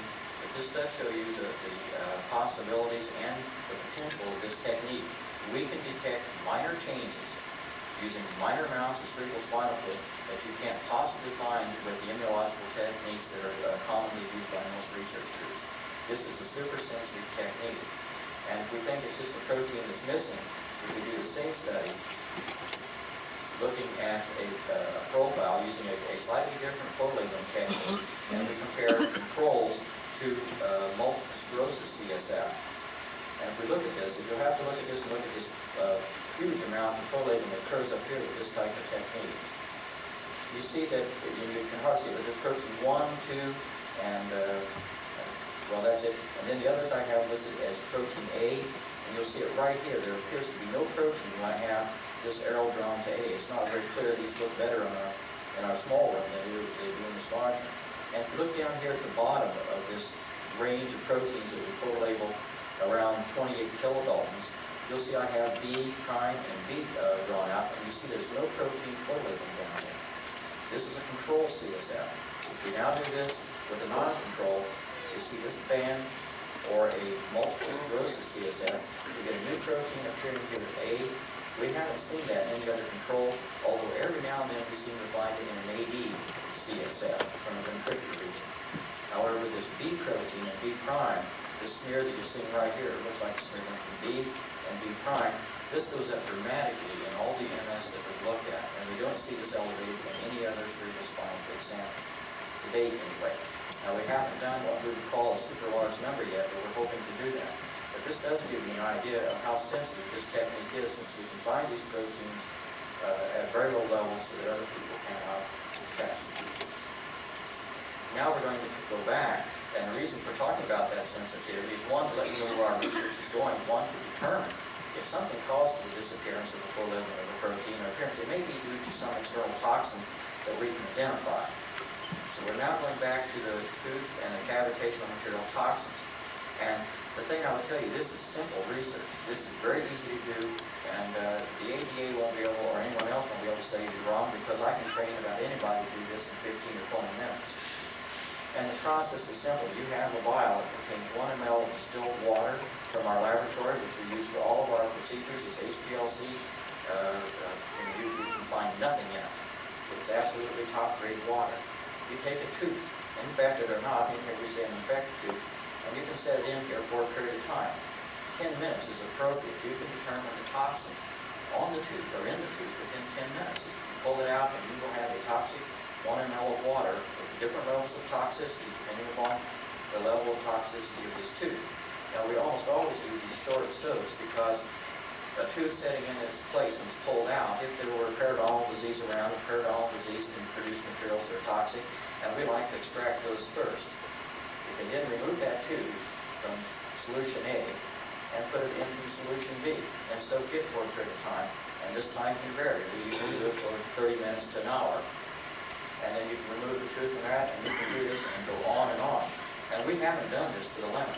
All I can tell you is that when we now do these tests, we always use the third soak for the most time, because it is the one where the toxicity is reduced enough that we can really get good results, and they're reproducible, and we have removed proteins that were outside the tooth, and we're showing that the toxin as it extracts is probably coming from inside the tooth, and it's not a surface-associated protein or material. But when I say we're taking a toxin extract, that extract will probably be one of these vials in which the tooth has just been set in there and allowed to release its contents or allow the toxin to diffuse out. The probe we use is a little bit different, and I just want to go back because I didn't know everything that Kurt was going to cover. But this compound here is ATP with an azide touch to it. This is the only difference between this compound and the native compound. And we can make either the alpha or the gamma phosphate radioactive. And through photo insert, through the technology that Kurt explained to you, we can detect ATP binding proteins. And there are a ton of ATP binding proteins that are absolutely essential for cell survival. I mean, they're absolutely essential. If they don't bind ATP, your cell is going to die. Now, we're going to go through a little bit of screening here. This is so that the first slides won't confuse you. The last talk I gave with the American Society of Biological Dentists, I think I put up the wrong slides first. And what we're going to talk about, this is a comparison, again, if I get this person to move their head right there, of a toxin versus hydrogen sulfide. Hydrogen sulfide is a toxic gas known to be made in periodontal disease by periodontal bacteria, and we compare them. And if we go across and look at this tooth that's very toxic, you can imagine that if I came out here and added 50 microliters of this is the volume, that I would wipe it out, because there's the control right there. So this tooth is very toxic. And if we come over here to hydrogen sulfide, you can tell that it does, something quite similar to this. However, it takes quite a large concentration in micromolar levels of hydrogen sulfide, and this smells to high heaven. And so you know that these toxins are not hydrogen sulfide because, 50 microliters of hydrogen sulfide is quite easy for you to, whiff with your nose, whereas we can hardly smell this material unless we hold it to our nose. But the bottom line is the concentration of this we add will give us a different result. Now contrast this to the very next one, which has another hydrogen sulfide, but a different tooth. And you can see this tooth isn't nearly as toxic, so if we come out here, it looks like it's having very little effect. But if you compare this band here to a control right next to it, you can see this is a toxic tooth, but the level of toxicity is quite different. So on these screening slides I'm showing you, and just unless you've got supervision, many times you won't be able to tell the difference between this and this. But when we count it, it looks like a 70% inhibition, 1% or some level. And so these teeth, even though I say they're not very toxic, they are toxic. And it just depends upon the level. And here again is the hydrogen sulfide. You can see it's wiping it out, much more effective than this tooth. So this is a screen. This is nothing more than SDS polyacrylamide gel. We have teeth from different samples that are lined up here. This is a brain sample. This is the albumin that's coming off of the tooth, or the hemoglobin, because it has some blood associated with it. You see the hemoglobin at the bottom, this real dark band at the bottom is some of the blood. This was one from the first extract when we first started. And to this brain sample, we've also added creatine kinase. You can see the level where creatine kinase runs. This is purified creatine kinase added to a brain homogenin. And we added toxin to this material, and we let it set for a period of time.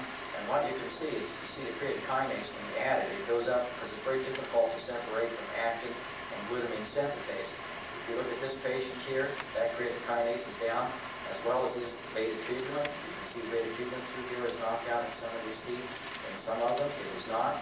I think these three teeth all came from the same patient. You can see two of them are not that far from normal, and they weren't root canal teeth, I don't believe. And yet this third tooth, or the center tooth here, is extremely toxic. We've never seen another tooth quite like this. They totally abolished the total labeling of this band, enhanced the band total labeling in this region. That's probably because it has a low level of hydrogen sulfide, because we've seen hydrogen sulfide at low levels enhance the labeling, and then going a little bit higher, totally abolish it. But you can see this is the type of screen we started out with when we were first doing this, and it looks as if the brain tissue is not going to be the best material to use. And so some of these first slides we'll talk about are with brain, and the problem you have with brain is that it has protective tissue materials in it, such as glutathione. Some of the brain samples we get are quite old, some are quite young, and so we at the end of this, we'll show why we switched from using brain homogenates and started using a mixture of purified proteins. Basically because we can't separate creatine kinase from some of the other proteins in the brain. This is another screen. It's an autoradiograph. I like showing raw data when people want to question about it. And you say, well, what happens if you go through all of these teeth and you compare them? And if we look at this and we go through the level of this protein right here, this is both labeled with the 0-GTP. This would be a control level. You can see this one's down a little bit. This one's down considerably. All of these are down. Here's one that's down quite a bit. Here's some others that aren't quite as remarkably wiped out. This is a very toxic tooth to everything. I don't know what this person had in their body, but I wouldn't want it. And if you go through here, you can see that it seems to be selective. There'll be some that knock down creatine kinase, the actin level. Others will go here and take out beta-tubulin and some of the other materials and not have any effect on these proteins or on this one. You can go to this one. He's lost everything. You come across, here's one that looks fairly not so toxic in this region, but it's totally wiped out the co-labeling with this protein. These are brain homogenin proteins. And you can see that we can get a lot of different results. And what this indicates that depending probably upon the bacteria that's doing the fermentation or the metabolism or the production of the toxin, you may be getting 2 or 3 toxins, and in any one tooth you may get several toxins that are produced. such as toxins that are known to exist in periodontal disease, which would be hydrogen sulfide, methyl mercaptan, and other things that we haven't identified yet. I can tell you there are things in there that have not been identified just by the level of toxicity. But we do this kind of screening, and someone asked me, well, how many teeth did you look at? These are all teeth. And I would point out tooth 4 and 12, these two samples here came from the same patient. And you can see this tooth has less effect on toxicity to this protein, but this one is dramatically toxic, and we have to compare both of those to this level right here. They don't affect this up here at all. We come over here, these teeth, from here across, are from the same patient. And you can see this tooth is extremely toxic, and the adjoining, or the tooth that's from the same patient, has no effect here, has a minor effect here, no effect here, and a dramatic effect on this level. And if you compare down through here, you can see some differences also as well as through here. What this tells us is that the toxicity from a tooth is very much wet to that tooth and not to that patient. And you'll see this throughout, that a patient can have 3 or 4 teeth, some of them not be so toxic and others being very toxic. This is another example, another screen that we've done, and you see the proteins that were photo-labeled with ATP all seem to be about in this region. And we'd like to get away from this because it's hard, it's very difficult to surmise the difference, how much this belongs to this protein and to this. Now, I would point out some of these teeth are not root canal teeth and are not toxic that we look at, with teeth that are withdrawn for, I don't know if you call it cosmetic reasons, but they do not have root canals or other toxicity associated with them. We do not see toxins extracting from those teeth. But this is just another screen, and you can see the difference. This is another set. And if we screen these, you can make up your own judgment.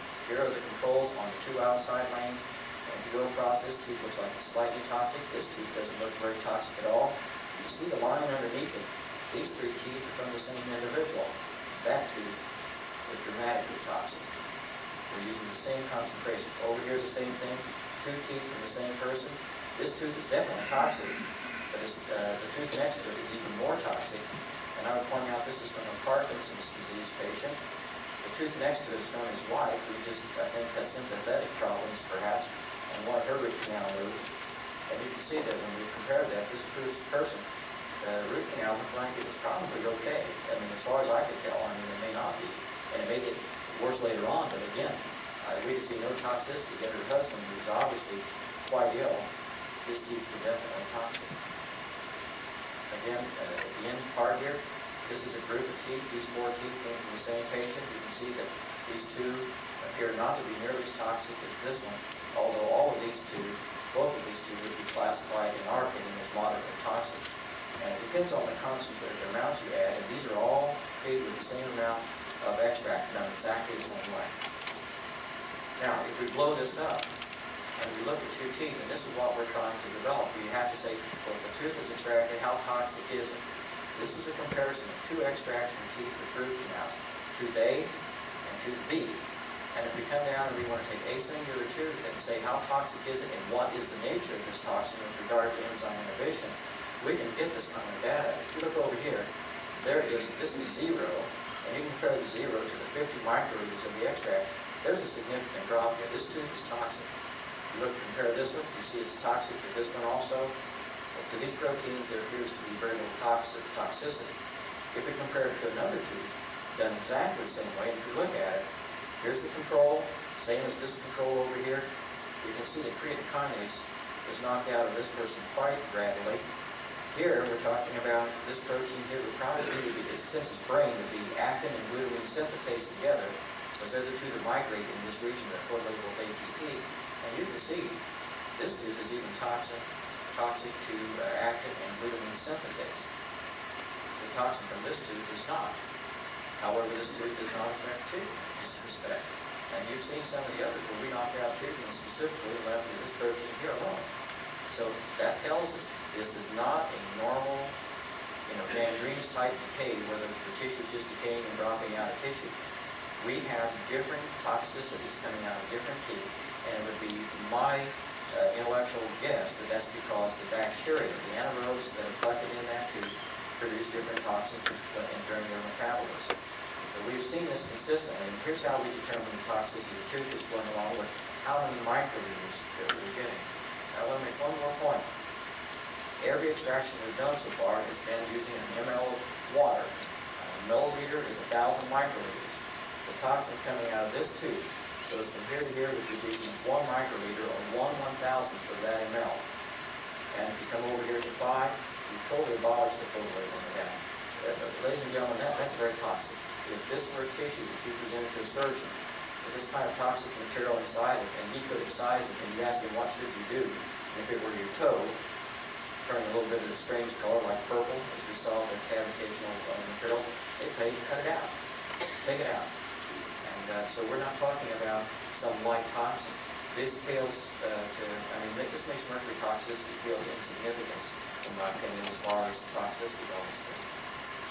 So we're now doing an experiment where we're talking about tubulin. As Kurt pointed out earlier in the talk, tubulin has very reactive sulfhydryls at its active site, as does creatine kinase.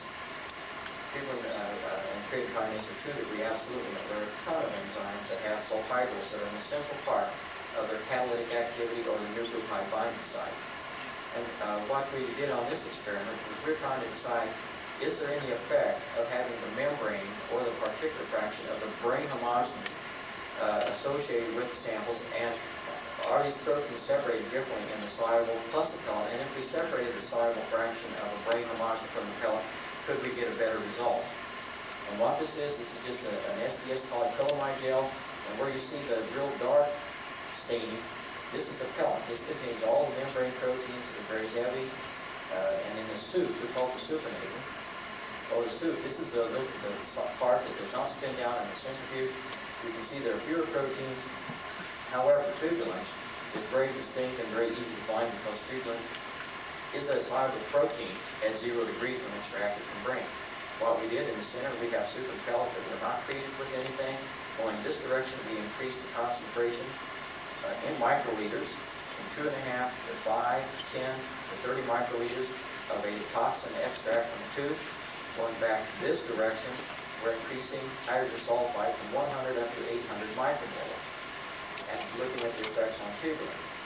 What we found here, if we go over to the hydrogen sulfide, which is a toxic gas, by the way, if you go, you find that most of the photolabeling is in the supinator, right here, very little in the pellet. As you go across, the hydrogen sulfide concentrations we presented here had very little effect on photolabeling or on these two bands. Some of these separate out. However, if we go to the tube toxin, this is 0, that's the amount that's there. If we went to 2.5 microliters, then 5, and then 10, it took 10 microliters of the 1,000, totally wiped out the photolabeling in the tubulin as we measured by using the 0GTP in this sample. I would also point out, if you look at these proteins, the ones that are soluble, again, here's the soluble proteins, and if you go across, creatine kinase is a soluble protein. Through here, you can see that you're totally wiping out and dramatically decreasing the photolabeling of this material. So we have toxins, and we have the system to really study them on specific proteins in the brain and in the CSF, and this is what we're proceeding to do. And if we quantify this data, again, these slides look really great in a room that's 15 feet long, but when you bring it to a big room like this, we lose some of the clarity. The bottom line, you can see with the concentration of photolabeling tubulin, with this particular toxin that inhibited tubulin photolabeling, that we're getting a dramatic decrease, and this is easy to measure because this is 14,000 counts a minute right here. And the effect on the other proteins is not nearly as dramatic. One of the questions that came out, and Kurt and I decided to address this, was, is the toxin deep inside the tooth? Is it in the periodontal ligament?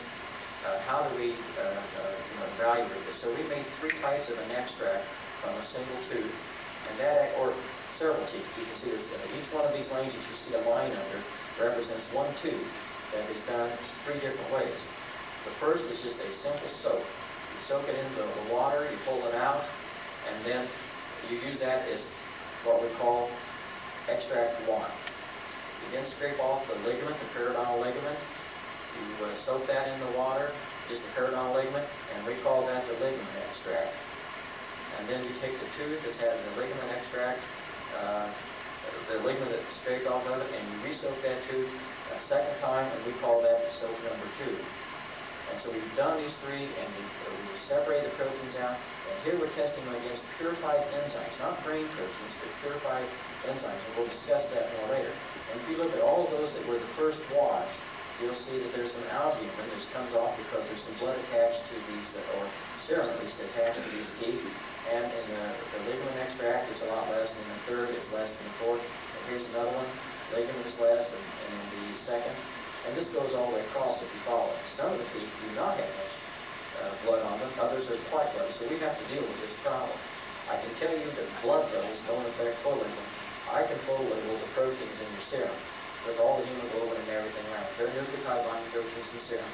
They full label also. So blood is not an inhibitor of this process, but you definitely have to consider it because you can get this much albumin or you can get this much. And we can wash it and get rid of all the albumin and the external blood. And we've done several experiments to show that the toxicity, if you look at some, it's like this is the control where we full label some of the proteins. You add the toxin, here's a huge amount of hemoglobin. It still gives you a level of integration as you see the drop from here to here. You take the ligament by itself and you extract it. Again, there's a marked drop. So there's a lot of toxin in the ligament. That's a very small amount of tissue that we get off. And you take the third tooth, the tooth in the third extract, again, this drops dramatically. So in effect, we can say that the toxin is there on the tooth surface for sure. It's in the ligament inserted, and it comes out of the tooth, and you can continue soaking this tooth, through several periods of time and still get the same level of toxicity. And we saw the same effect through all of these different teeth, no matter how much albumin is there on the surface. Now, I would point out some of these teeth on the external surface contain a tremendous amount of toxin. You can look at these two proteins. This one totally wiped it out. Second tooth wiped it out again. The ligaments did not look quite as much, but this tooth here is still leaking out, quite a lot of toxic material. Here's the same thing. This tooth is very toxic. The ligaments are toxic also. If you see the difference between these two proteins and these two, it seems to select full ligament here. Compare that one to this one where it's just a flip-flop. Again, we can wipe these out. So if you look at all of these teeth, and all we can say is the toxin is there, it's on the outside. You would expect it to be out there because it's coming from the inside out. It's going to be on the surface, it's going to be in the ligament, and it's going to be inside the tooth. And all of this data and some of the data we've collected indicates that very strongly. Now, the other aspect of this cavitational material, and this sample, by the way, all came from Chris Hustler's laboratory or practice in Reno, Nevada. And this is comparing cavitational materials to devitalized teeth. These are teeth that are dead, that do not have root canals. And if you compare it to the controls on the outside, and the problem with cavitational materials, and the reason I used those samples is he's very careful. He gave me cavitational materials that were concentrated. As they came out of the tooth, he scooped it out. Other people have sent us where it's been washed with a ml of water or 2 mLs, and the volume is a problem. It's not that they're not toxic. Let me tell you, every cavitational material we've tested is toxic. The problem is I can't tell you how toxic because I don't know how big the cavitation was. I don't know how much you diluted it when you sent it to me. With Chris's samples, they were all little solid specks, or mostly solid specks, with a specific amount of water. And you can see some of them had a lot of albumin, some of them had less, some of them had none. And we compare it to the controls on the two outsides, and if you go through this protein here, you can see some of them wipe it out, some of them do very little to it. You go to this protein, it's abolished in these cavitations. I should say with the cavitation. This one does not seem to be quite as effective, although a couple of them, this one here in particular wipes it out. This protein is knocked out by all the cavitations. These are devitalized teeth, they're just dead teeth, and you have to look at it and say that they contain some level of toxicity that wipes out some of these enzymes. This enzyme here being creatine kinase, the protein here being a combination of actin and glutamine synthetase. So doing this type of study, Kurt has shown that all cavitational material we've tested to date contain toxins. As you would expect, if they weren't toxic, the bone would probably heal itself and you wouldn't have this cavity locked into your body.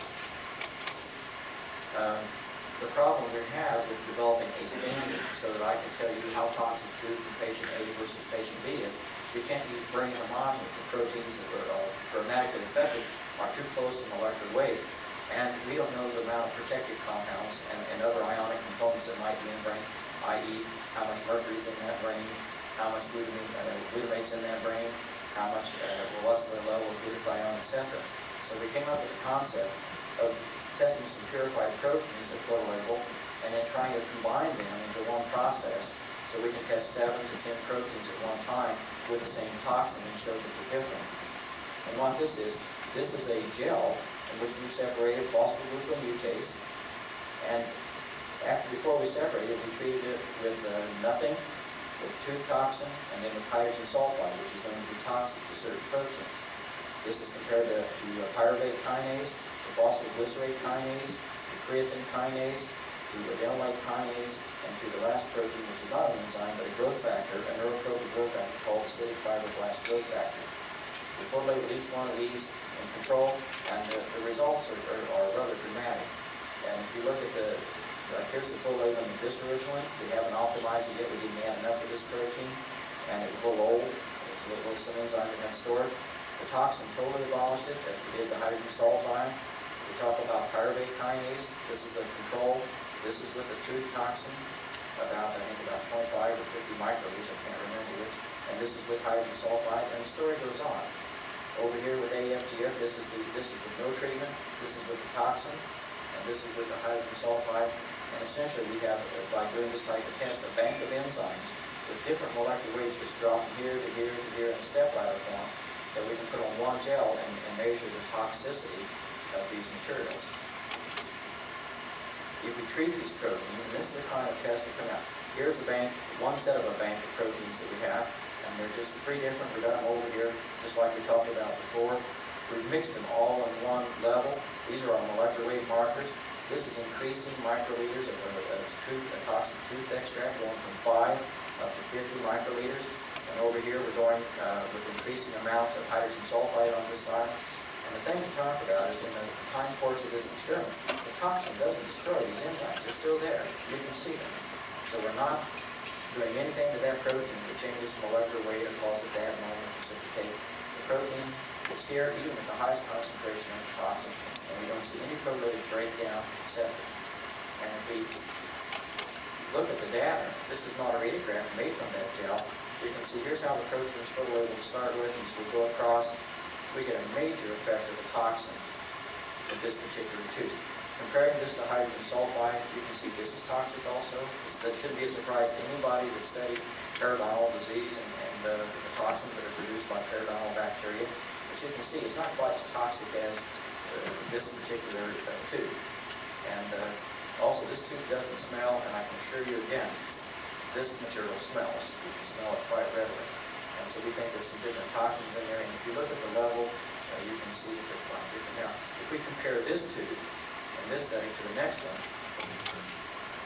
here's a tooth that's not quite so toxic, but now if you go and compare it to the zero controls, the one on the very end here and the one in the center, you can see this tooth is toxic. At both this level, this protein, but you just compare it to the protein next to it. But it is not nearly as toxic as the prior tooth. And if again we compare this, hydrogen sulfide is ran on the same gel as our standard, and we could place this tooth somewhere in this region of toxicity for hydrogen sulfide, whereas the prior tooth would be over here comparing it to its relative toxicity to hydrogen sulfide. We're using hydrogen sulfide as our standard because it is a toxin we know is made by the periodontal disease bacteria. Here we're doing another comparison, and the reason I put this on is you can see it's considerably different than the last tooth, and that this tooth, 2 microliters, goes from here to here. This is an extremely toxic tooth. It has no effect on this protein here, very little effect on this protein, although it is toxic to it. And my goodness, it's tremendously toxic here. 2 microliters is more toxic, would compare in toxicity to somewhere between 50 and 100 micromolar of hydrogen sulfide tooth. So there is quite a difference in toxicity. I would also point out, hydrogen sulfide takes out this protein.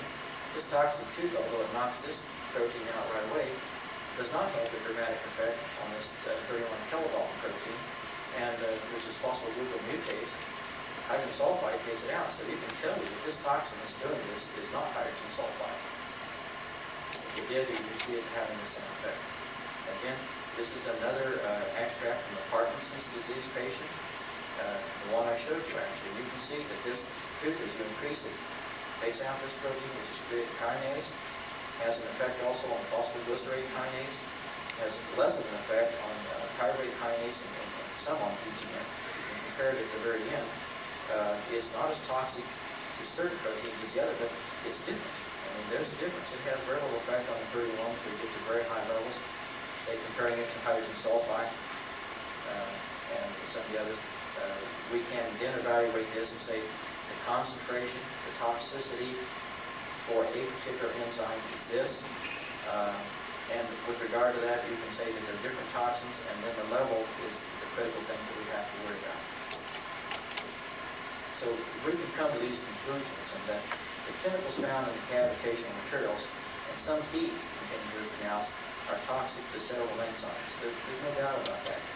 Not all root canal teeth that we tested have been toxic.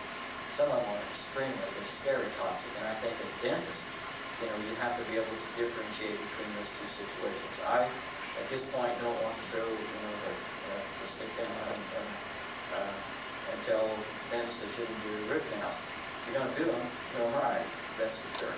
And if your patient comes in that's had a root canal, check that tooth and look at it very carefully, and hopefully we can come up with a test where we can test the teeth in situ. But these are chemicals. They are not proteins. They react very rapidly, as I'll show you later. The curves on a time course, the reactivity is extremely rapid. We say these chemicals are of chemical nature and be stable to storage and easily extracted from intact teeth with no scraping or no abuse. We've used the same toxin for several months, same extract, and this is toxic now as the day that we got it. You have to keep it sealed. And we have extracted toxins that have been in freezers for 2 to 3 years. And the toxin is still there. So this is rather stable material until you expose it to proteins or sulfidal reagents that combine it. All cavitational materials we tested were toxic. The level of toxicity is, I don't know how different it is. I can't tell you because I can't quantify the volume of that cavitation. But there's no doubt we haven't found one cavitation material that did not dramatically inhibit enzyme.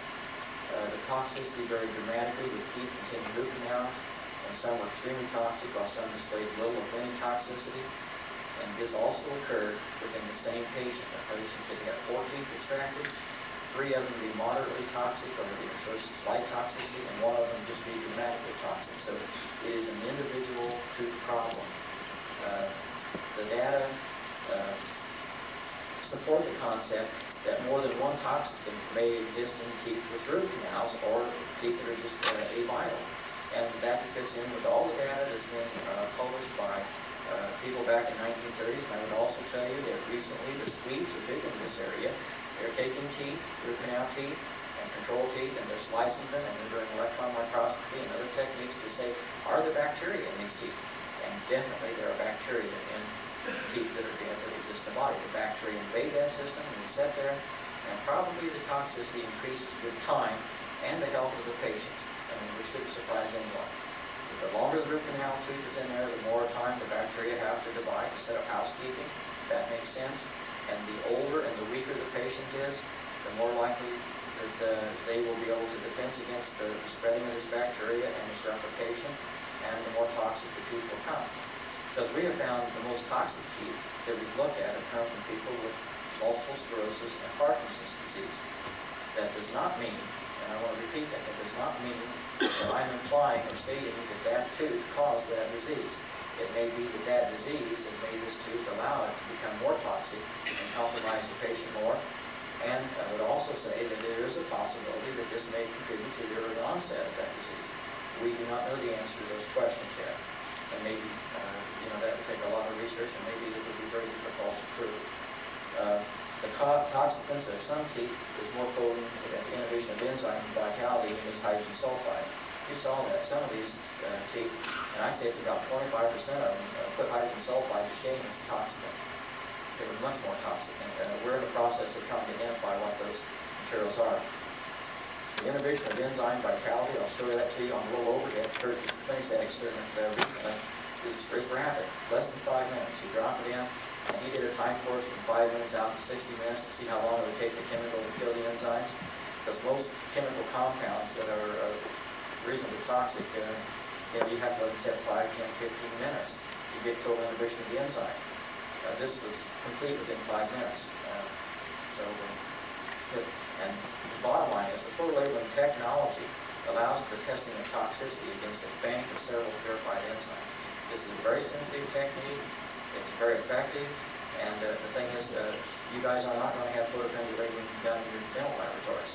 It requires radioactivity, and so it's going to have to be done initially, at someone during a research project. Once we find out what the toxins are, once we find out what proteins are modified, then there's a possibility we can come up with a test that you can do in the dental office, and that would be the key.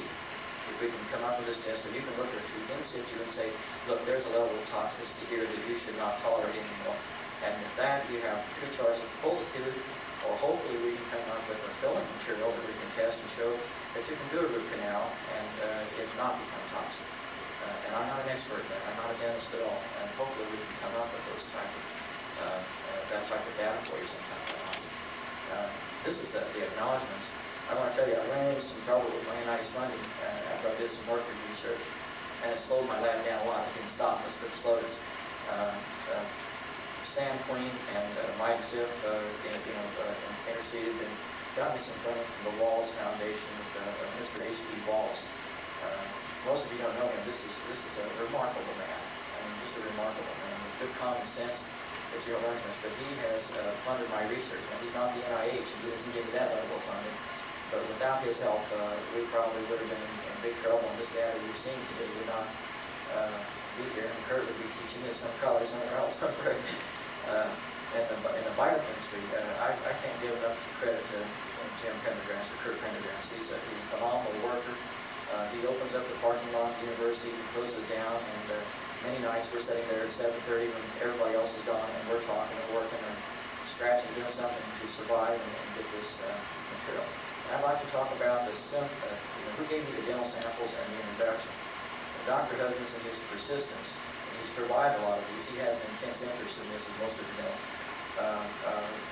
He's the one that harassed me the first time to get started.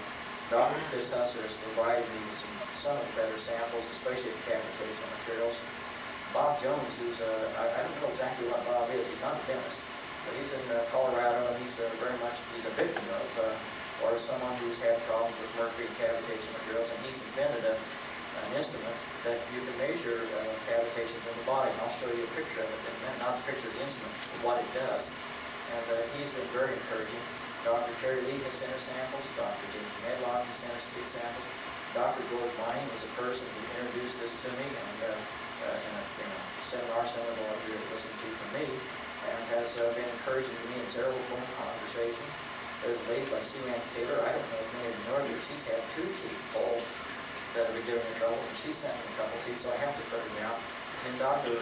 Robert Burstock, who's in Colorado, he was the one that really sent me the control teeth. I mean, he was the one, because he's getting into free pharmacy, as a matter of fact, and he was very helpful. When I told him, I said, what I need, I can show you all these teeth are toxic, but I got to have control teeth. I got to have teeth that are somewhat like that. And he thinks that, so his contribution is one of these slides here, and some of his patients were toxic, some were not, or not as toxic, and he was doing some work. And going back to this is something that every dentist should have. I read this. And Kurt will tell you, I'm a voracious reader, and when I do things, the early pioneers, Weston Price, his books are just, you can say it was done in the 1930s and 1940s, but this man was a class science. That's like saying maybe we ought to forget about E equals mc squared, because Einstein did his work back in those days.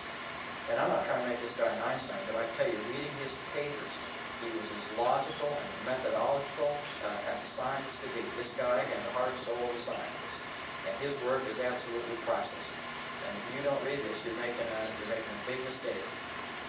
And following him, there was a doctor who's now living in California named Joseph Bissels. He's a German. He's an MD, and he treated patients for various diseases by removing root canals and cavitations. And he has written several articles. And all I can tell you is that when I read this, I'm sitting here and I'm saying, why should anybody be surprised at the data I'm showing you today? These materials are toxic. You can see that if you're a physician or a dentist by looking at the change in the patient. And we're coming up saying, gosh, well, that's simple. Look, you remove a toxin that's affecting this person's general health and their immune system, perhaps. So I would really want to give full credit to these 2 people for being the early pioneers in this. And then I have a special thanks to the IAOMT for continued support and encouragement. yourself a hand. You're very close to it. That's all I can think.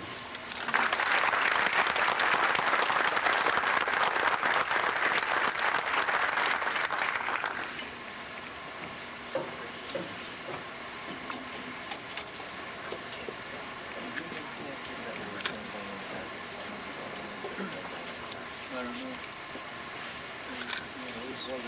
Just rip them out in the center. Yeah, I know. I got an endodontic using biocalories. Yeah. Yeah. It looks just amazing. How do we get the kind of thing? I don't know. Proprietary secret. What's his name? Oh, yeah, he's about 2 blocks from me. Dr. Helly wanted to share one overhead with me for I found a long ago in the service. The bulb, you can see this. This is homology. Upside down.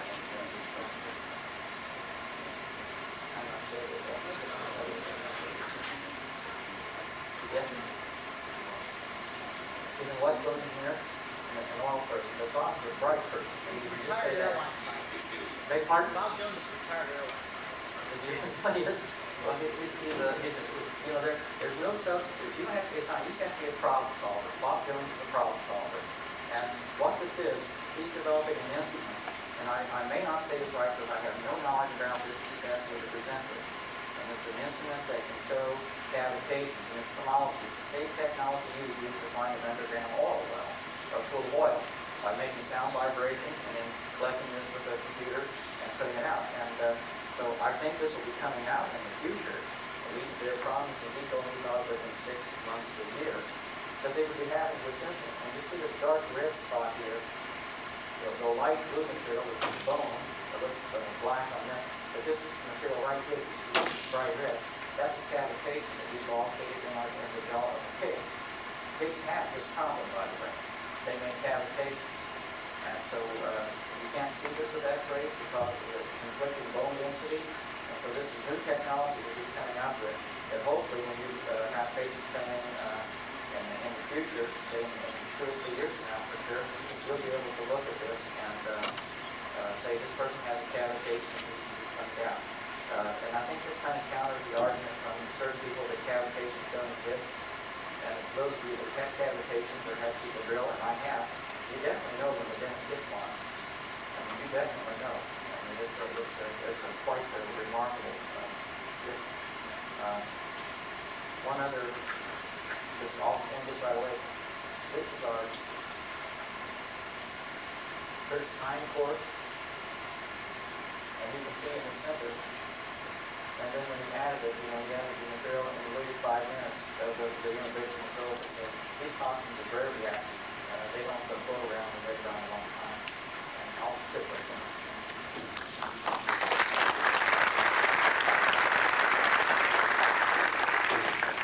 I think you can see why the Academy has been so intrigued by the research coming out of the University of Kentucky.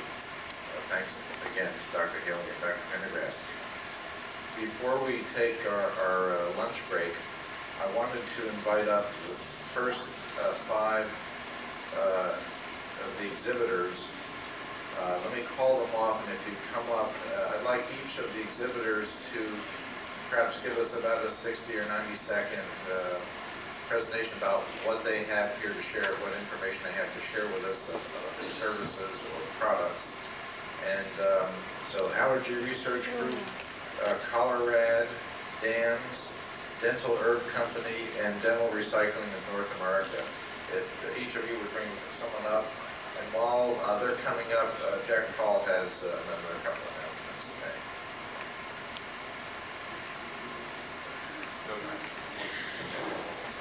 You'll notice in the program for this afternoon, we'll be ending the afternoon with workshops, 3 different workshops. And we would ask that you would please sign up for which workshop you would like to attend at the registration table, or some papers which you can make your choice and sign on that, either during this break now or after during lunch sometime in there would be fine. Also, any of those who are members of AGB, we have the card imprinter. If you happen to have your membership card with you, we can make an imprint of that so you get your credits. If you don't have your card, you can still pick up. We can run off a ticket and you can send that in, and the code will be on there that you need. Also, I'd like to ask Mark Reiner to come up. He's going to mention something about graphing of pins.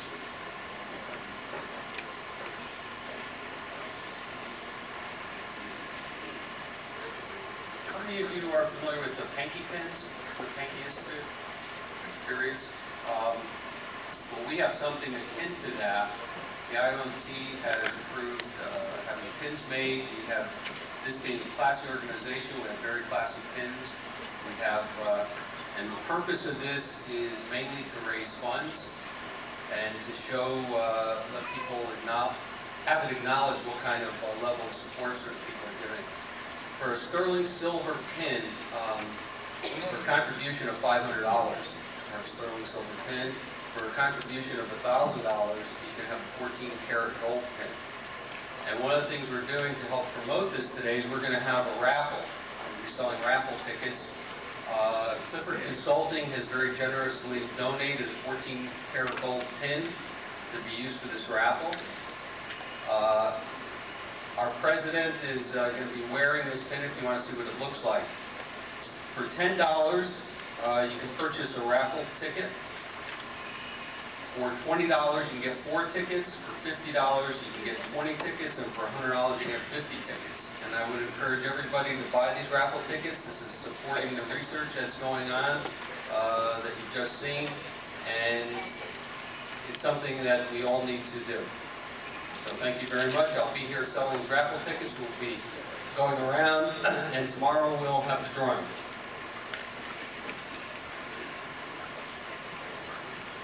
Okay. All right, could I have the exhibitors come on up now? Someone from the Allergy Research Group.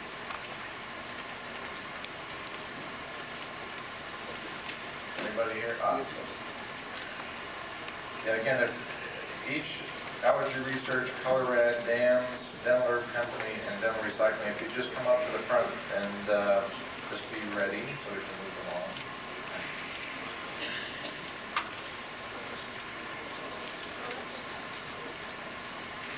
Hi, my name is Caroline with Allergy Research Group, and we specialize in multivitamin and mineral, very unique formulations. Dr. Levine wrote probably the first book out there on antioxidants.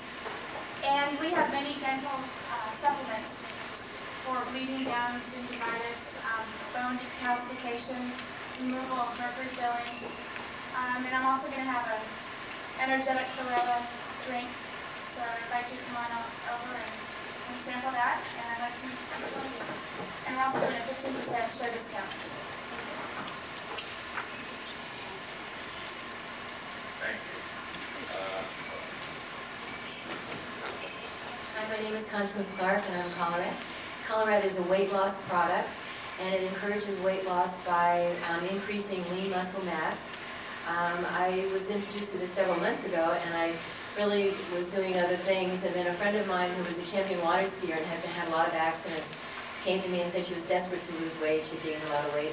And I said, well, I knew a lot of great products, but I wasn't sure that any of them encouraged weight loss. But I had this new product called Kall Welcome, and she said, well, get it, because I'm really desperate. And so I did, and the first month she lost 15 pounds, and she went 2 dress sizes. She went from a 14 to a 10, and that's getting loose. And so I was sold, and I've had tremendous success with it. Many people lose 5 pounds in their first week. So it's a great product if you're interested in losing weight. Oh, and by the way, especially for this group, it tends to work faster and easier with men. Compliance is high. You take a tablespoon immediately before you go to sleep at night and on an empty stomach. So come see.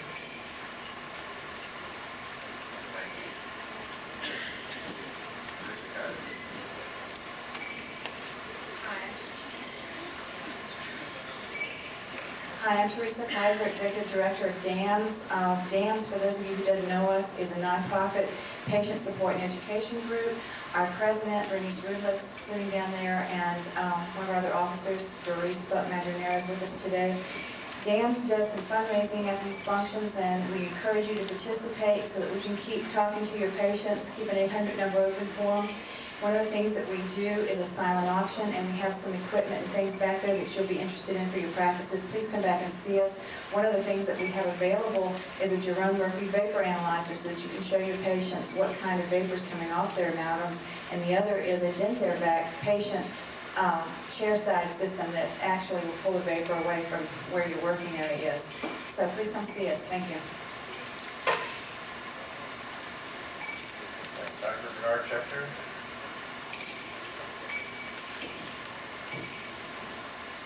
Hi, I'm Bernard Schechter. I'm president of the Network Company. I see a lot of the people who use our products out here in the audience today. And I've got my executive vice president along with me, in charge of everything else that I'm not in charge of. It's my daughter. And we have, as a lot of you know, a couple of oral hygiene products that are completely natural, no alcohol, no chemicals, no preservatives.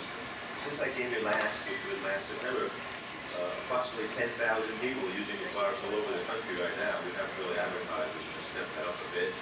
And we are having a meeting special. If you buy a minimum of 2 dozen or more of any of our products, either concentrate or tobacco combination of both, we're giving away a dozen free trial size of time. So our banner won't stick to the wall, but our group is right over there. And Dr. Schechter will be presenting some of the science behind the products tomorrow. Bob Donnelly. Good morning. Many of you know me. Bob Donnelly. I'm the president of Dental Recycling North America. We're in the business of capturing and recycling mercury bound amalgam waste that's generated by dental practices and clinics. Some of the members of the IAOMT are customers of ours. We have a system that collects mercury-bound amalgam particles at chairside, as well as after the vacuum pump in the utility closet. I believe we're collecting, for the first time ever, the actual amounts of mercury that are being generated by dental practices in the United States. We're in the back. Love to see you. Thank you. One last item, as far as the break time, we're running a little bit behind on the schedule, so let's go with 15 minutes. And also the Academy is video and audio taping today and tomorrow. We'll have more information. In fact, there's order pages in the back of your binders, but this helps support the research sponsored by the Academy, so we ask that you try to support this as opposed to taping yourself. Thank you. Enjoy your break. Here are the raffle tickets.